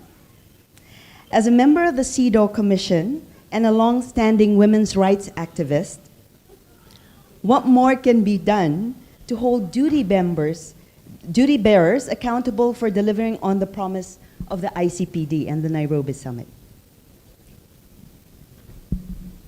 Hello. Your Royal Highness, Excellencies, fellow commissioners, and distinguished guests.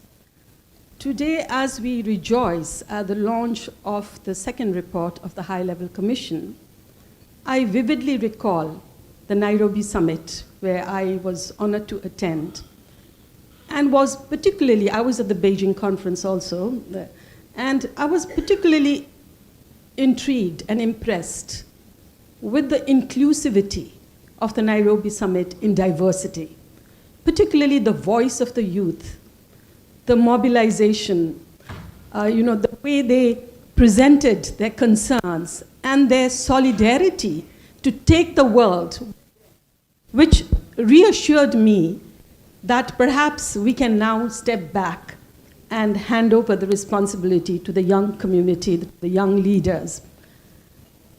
And also the progressive commitments made by so many of the member states, which was amazing. And I also felt that we are creating a roadmap for a progressive world. Little did I know that we would be hit by COVID just round the corner, which of course, created increased uncertainties, security fundings, and exacerbated the persistent inequalities. So how do we monitor the accountability of member states who made those commitments at the Nairobi Summit effectively in this context? And that's what brings me to UN mechanisms. Because UN mechanisms, particularly I'm talking about treaty bodies, gives you that platform to directly question state parties on their commitments, the actions, their delivery, and also gives at the same time the platform for civil society to use that platform to either support and assist member states, but also to remind them of their commitments through a mandatory, legally binding mechanism. I know we have human rights committees, treaty bodies, the UPR, but I would particularly like to focus on CEDAW when we talk about ICPD 25, because CEDAW is the only mechanism that addresses the discrimination against women and gender-based violence in all its forms. So it relates to the 3 zeros of the Nairobi Summit, the preventable maternal mortality, the unmet need for family planning, and gender-based violence in all its forms. We consistently commend state parties for the progress that they have made, but also highlight the glaring, persistent gaps. We urge them for constitutional reform, legislative reforms, strengthening mechanisms for gender equality, addressing gender-based violence, and violence against women in all its form, whether it's engaging men and boys, shelters, one-stop crisis center that we visited yesterday, which was an excellent example of what is happening on the ground here in Tanzania. So these are things that we have been urging state parties to do. And I again, I come from Nepal, and even before I entered the CEDAW committee, I was an activist. And I recall using the tool, CEDAW, the recommendations, the concluding observations, as a powerful tool to start and initiate a conversation with state parties. Otherwise, normally, the state parties do not give that kind of equal platform to, unless you talk about UN mechanisms, because this is a mechanism that you need to report every 4 years to, that you need to report on the progress that you have made. And that is why the observations, the suggestions, the support, the alternative reports of the civil society is welcome to state parties to strengthen their reporting. So I think this is a mechanism which also strengthens the civil society power, partnership, and effective programs. But and Nepal, in my country, I can give examples of how we have used CEDAW tool for engendering the constitution. 2015, we have a new constitution adopting the domestic violence law, abortion rights, the LGBTQI rights, which we were the first country to introduce in a census in 2011. You know, there are so many, achievements achieved through the CEDAW mechanism. I, as an activist, I'm saying that. And now in the committee, I can look and see so many countries that we look at. So looking at the ICPD 25 and the commitments made at the Nairobi summit, I see a very crucial role of the CEDAW committee as we now, because almost for 2 years we were working virtually, but now we have resumed our physical dialogues. So I see a very crucial opportunity to dialogue with state parties through the ICPD lens, through the commitments that they have made. There are many countries who have made tremendous progress, but there are countries who have bottlenecks. So the observations that the CEDAW committee gives through its examining of reports, review of reports, the face-to-face constructive dialogue, the concluding observations, the follow-up report, I think provides a tool where we can question them on the commitments that they made at the Nairobi summit. Like I said, some have setbacks. So it's a tailor-made observations, tailor-made monitoring. I even tell state parties, particularly from developing countries, where due to resources you don't have strong monitoring mechanisms. So I say you are getting a free monitoring mechanism through the UN CEDAW committee. It reviews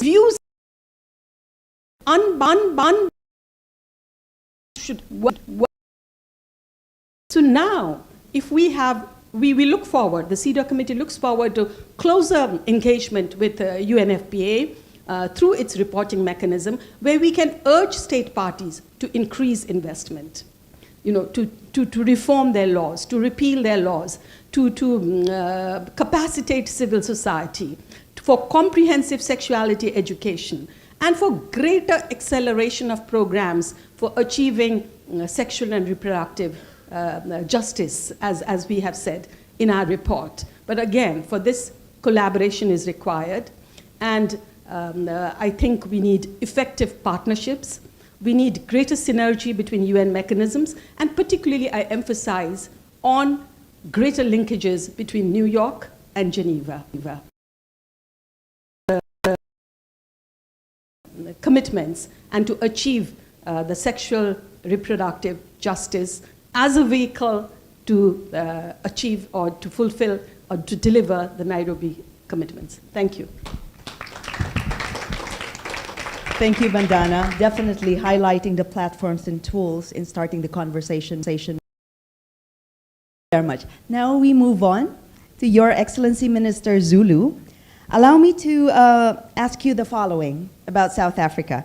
So South Africa has been a leader on the continent, and indeed globally, in advancing sexual and reproductive health and rights.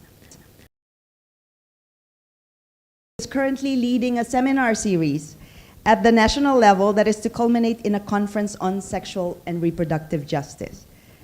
So this seems like an excellent example of how at the national level diverse stakeholders can and are being engaged in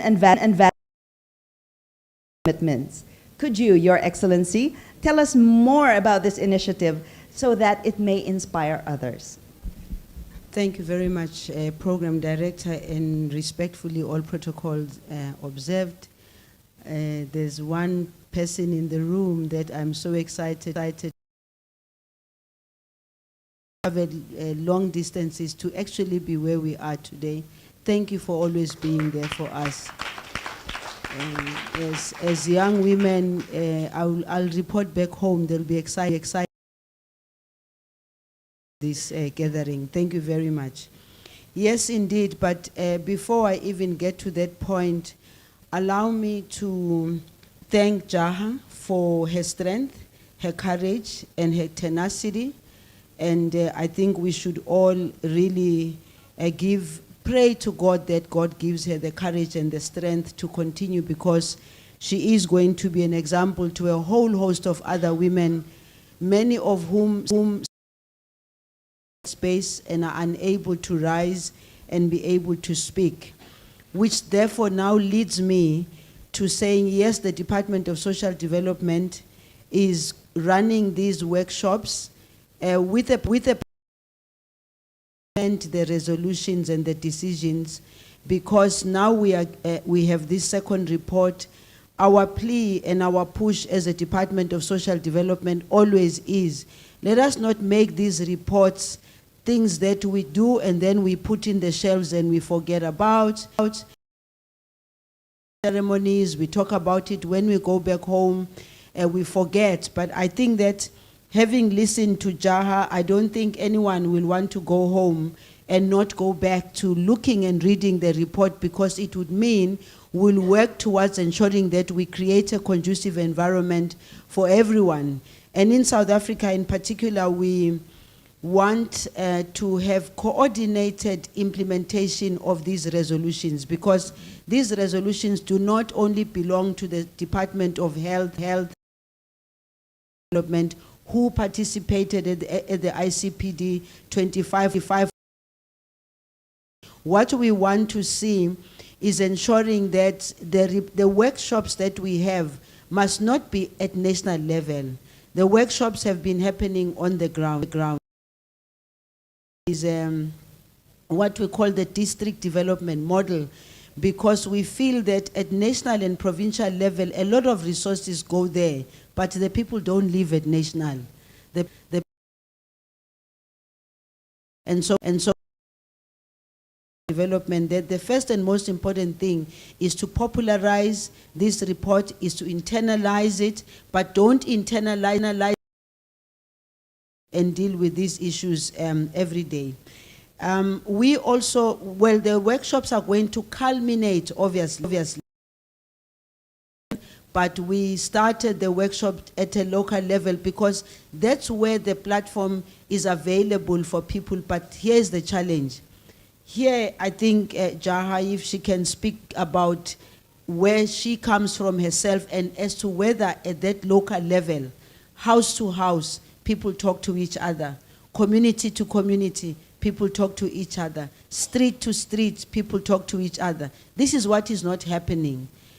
In families, people know that something like this is happening, and it's ignored and avoided. Women come out visibly shaken, visibly being seen that they never slept properly, they never were in a conducive environment.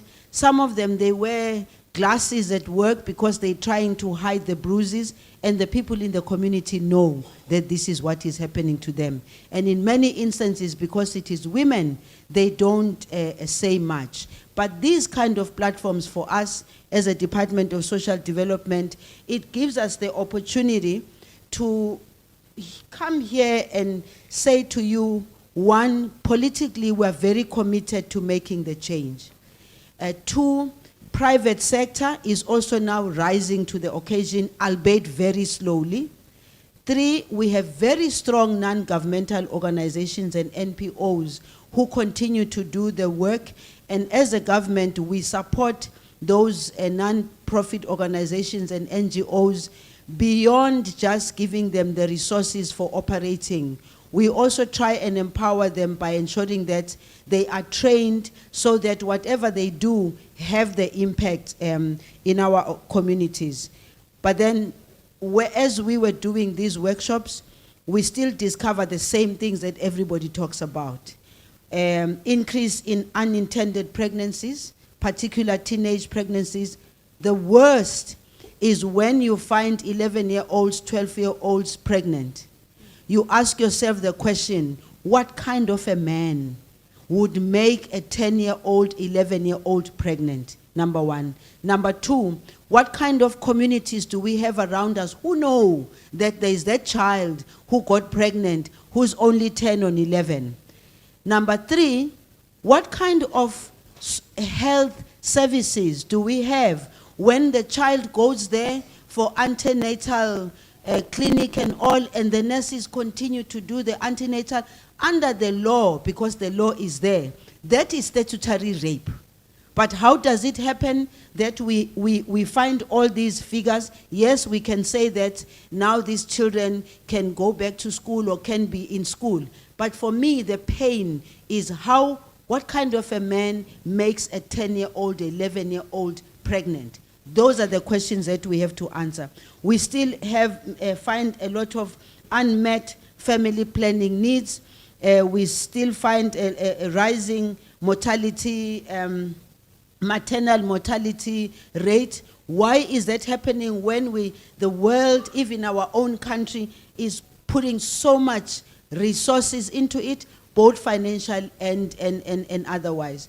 I am of the view that we should try our best to move from the national, strengthen the provincial, and strengthen the local structures, because I'm a minister. I wake up in the morning and I'm busy with national policy and all that.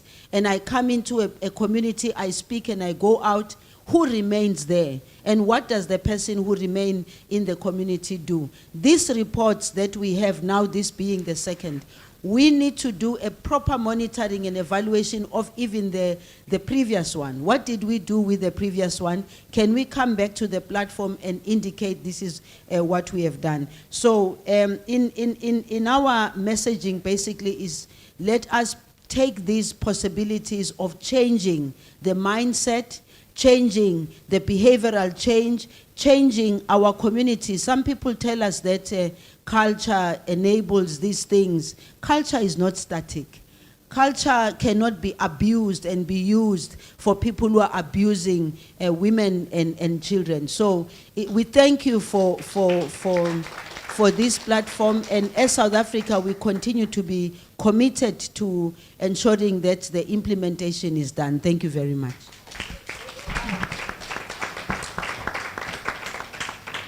Thank you, Your Excellency. I'm based out of South Africa, and it's really interesting to hear about that, and we're very inspired about that, and it will be hopefully replicated across many countries. Very inspiring. We need to hear the voice of the voiceless. Thank you.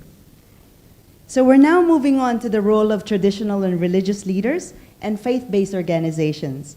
They are the key in ensuring the rights and the needs of people on the ground are upheld and met. One of the key recommendations of our report calls for a broader engagement with faith-based leaders and organizations. Sir, as Secretary General of the ACT Alliance, on how can we be better engaged with them in the efforts to advance the Nairobi commitments on the ground and to ensure accountability for implementation? Thank you, Daisy. It's excellent to see the recommendation for broader faith engagement in the report, and also to see some examples of faith communities delivering the ICPD agenda.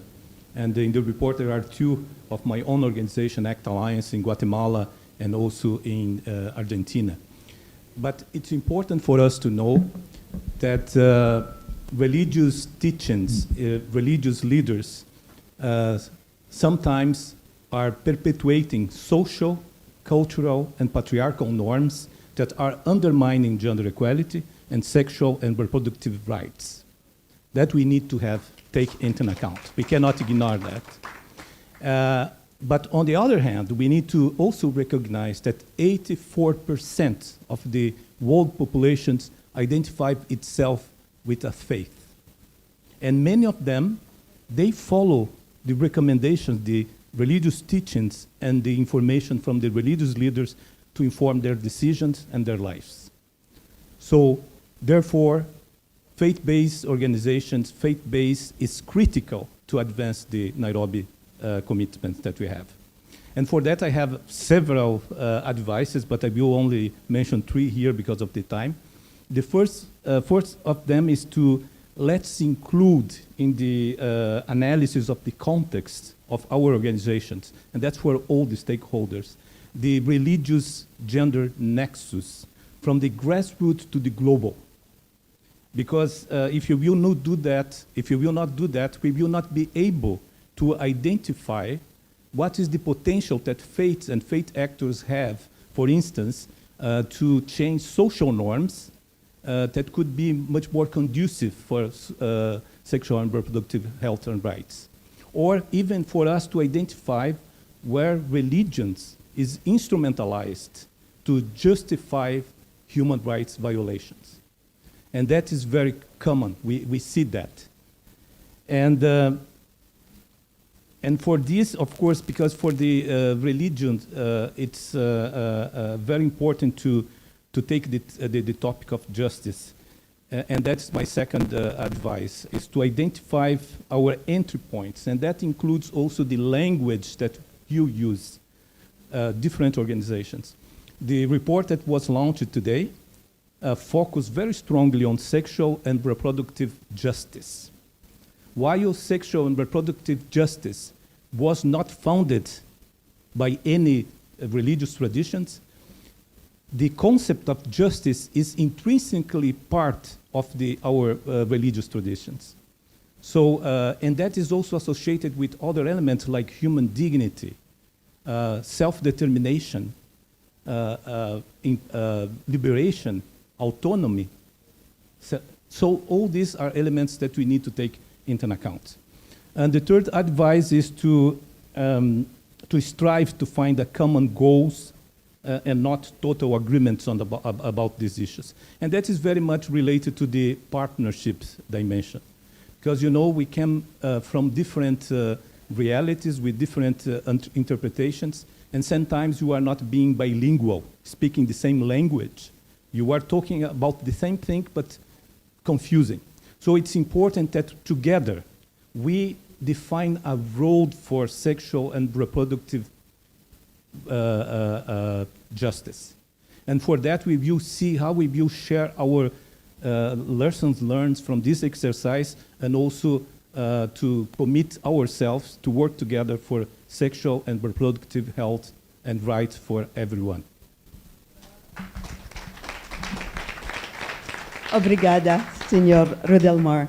So thank you for highlighting the critical role of faith-based organizations. Thank you. Now for our last panelist, Dr. Franca Cade. I'm a big fan. I turn to you. Midwives are our superheroes. So Franca, service providers are key in ensuring the universality, quality and accessibility and care for all. And midwives have a critical role to play here. Yet at the same time, the report underscores some of the challenges faced by many in the profession. Can you speak about this and perhaps share with us some of the good practices and solutions to help us overcome this issue? Wonderful. Thank you so much. Thank you so much. And it's wonderful to be able to speak about this, although, of course, it is an issue for all of us, not just for midwives. It's teamwork. All of us have spoken about the same subject, and midwives are part of that. But midwives are ready to play a part. Many of the challenges that face midwives go hand in hand with the challenges that women have, because midwives are predominantly women.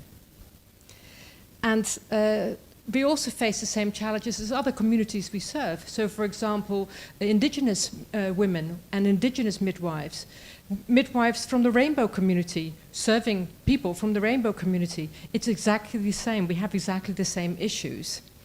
And so this sexual reproductive justice framework, it's really relevant to us because the issues that we are faced are multifaceted. And I think it's so, when I've really learned, being in this commission, when I realized justice, I seriously clicked. I thought, yes, of course, it is so much broader. So, you know, the services that midwives can provide can only be as good as the rights and the choices that midwives have themselves. And so it's a kind of a combination of different types of discriminations that we also suffer. So gender discrimination, race, ethnicity, sexual orientation, income level, all these things also affect us. I've seen so many countries through the eyes of midwives. It's been such a privilege to be able to do that. I can tell the way that women are treated in a society.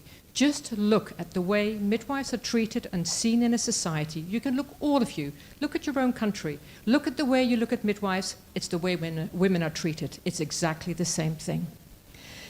And I was, just a few weeks ago, just a very small example, I was at this meeting of 17 Francophone midwives associations. Power women. I felt terribly underdressed. And they were extremely, they knew exactly what they wanted. There were ministers there. There were, the mayor of the town was there. They were all speaking midwifery. They knew exactly what it was about. And there was the First Lady was about to arrive to see this group of power women. And the long kind of red carpet was rolled out, and all the leaders of the 17 Midwives Association stood there ready for the car to arrive. And the First Lady was also a real pro-midwife person. And just as the car rolled up, there was this kind of a bustle and a bit of pushing around, and then we stood there, and I looked down the row, down the carpet, and the first 15 people in the carpet were all men. It's just a little example of what happens to midwives every day. The midwives were right at the end. They said nothing. And interestingly, these midwives don't need to be empowered. These midwives are deeply midwives need power. Just like women and other communities that we serve, we need power. So I think just a small shift from the current obstetric-led model of care would really give extraordinary outcomes. We have all the evidence. So research shows that if we do just a modest, like 10% increase of services by midwives every 5 years, it would decrease the maternal and newborn deaths approximately by 20%, just a 10% increase. It would save 1.3 million lives per year by 2035. Just imagine if we had universal coverage. Why is this not happening? I would like to leave it there. Thank you.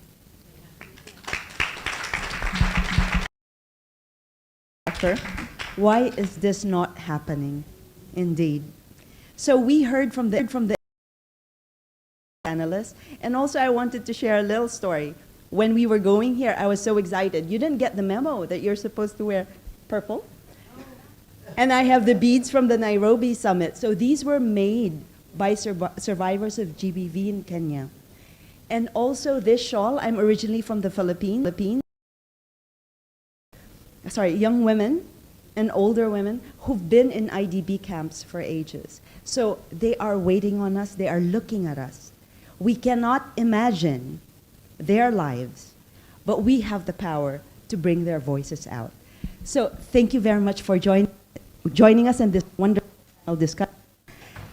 I would turn the mic over to Taji. Over to you, sir. So thank you. Let's give everyone a big hand.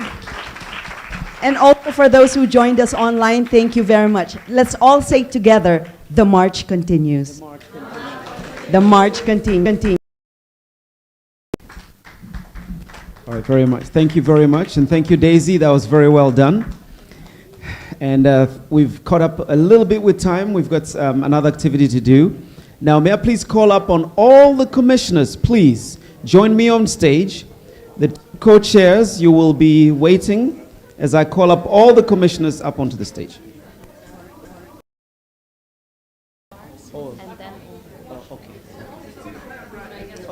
She can just do that. Yeah, she can do that. Yes, please come up. All the commissioners, come up.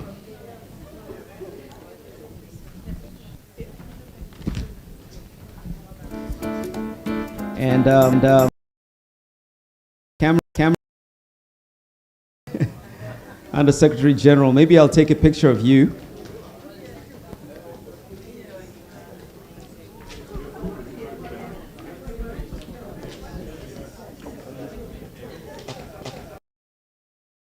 A big picture.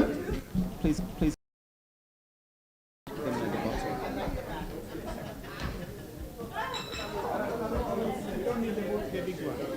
No, we'll do the small books. Please, everyone, please hold the report. I think I should be.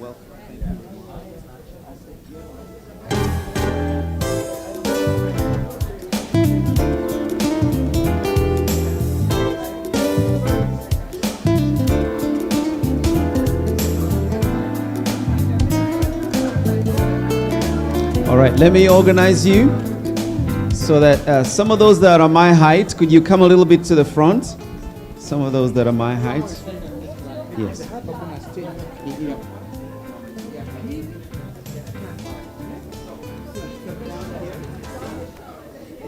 I don't want to say short, my height.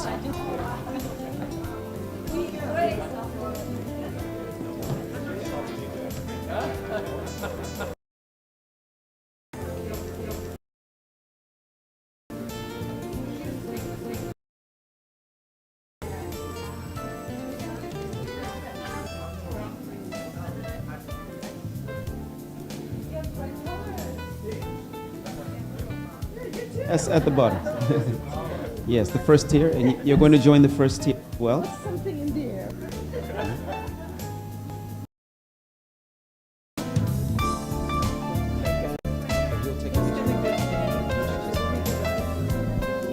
All right, are the photographers getting a good picture of the commissioners?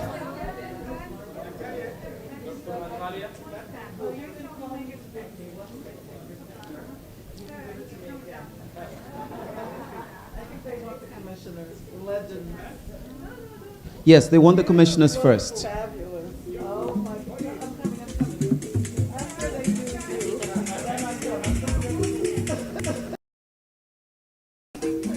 All right, eyes front. This is a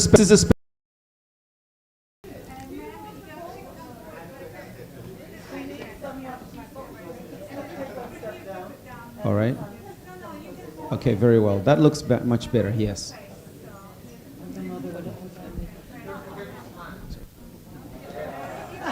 Okay. All right. Once this picture is set, may I please welcome you to join the picture, and we'd like to thank everybody online. I hope you've enjoyed the launch activity, the end of the report, and also the panel discussion. Okay. All right. Karibu, please join the picture now. Open your eyes, guys. Okay. Yes. Karibu. Thank you very much for my report.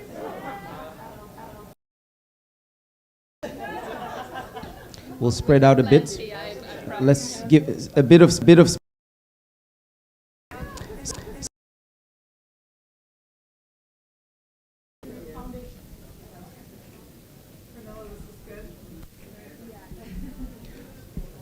All right.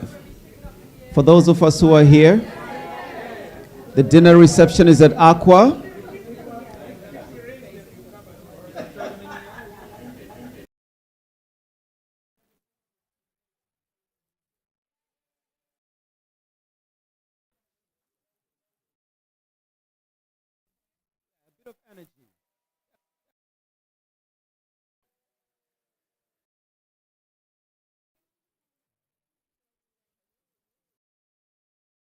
Word of thanks as we wrap it all up. To our chairs and pick.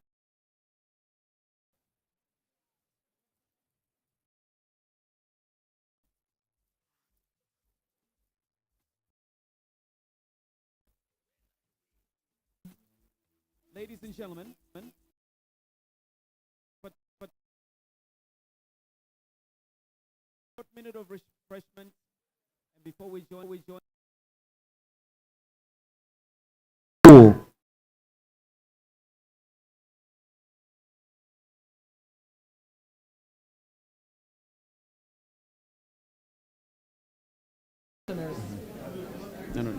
Yeah, okay.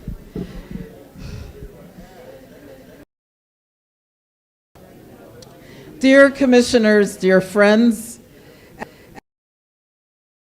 want to say that we revisited the spirit of Nairobi ICPD 25 today. The excitement of being together, we do.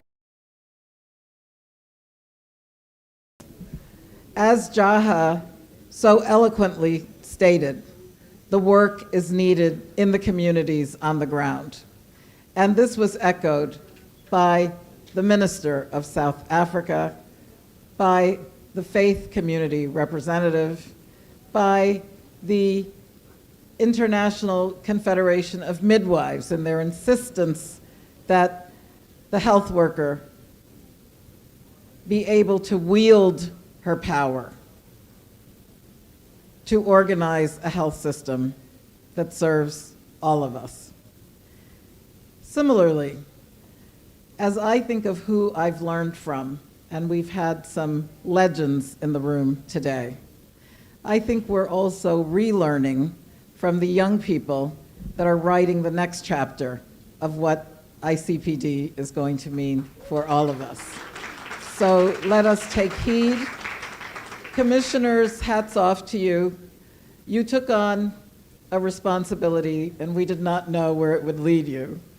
But I am very satisfied that this high-quality product that you've delivered is going to be useful to people who are searching for answers. In so many ways, we've all been asking, why? We're also asking, why not? Why not have a world of peace? Why not have a world that is welcoming to all? And more than anything, why not have a world where a girl will grow up assured that we are going to help her, we are going to nurture her to blossom into the fullness of her potential. Thank you so much, and to be continued, the march goes on. Adelante. Asante, the march goes on. I understand there's a press conference here. Warren, I think you're in charge of that one, but I believe I can allow the other guests, starting with the VVIPs, please. May we request that you file out first. We are going for dinner. Oh, they're staying? Are the VVIPs remaining behind? Oh, okay, very well. Not all of them, eh? All right, the co-chairs, you will remain for the press conference shortly, and then we'll escort you to dinner. All right, everybody, see you at the reception. And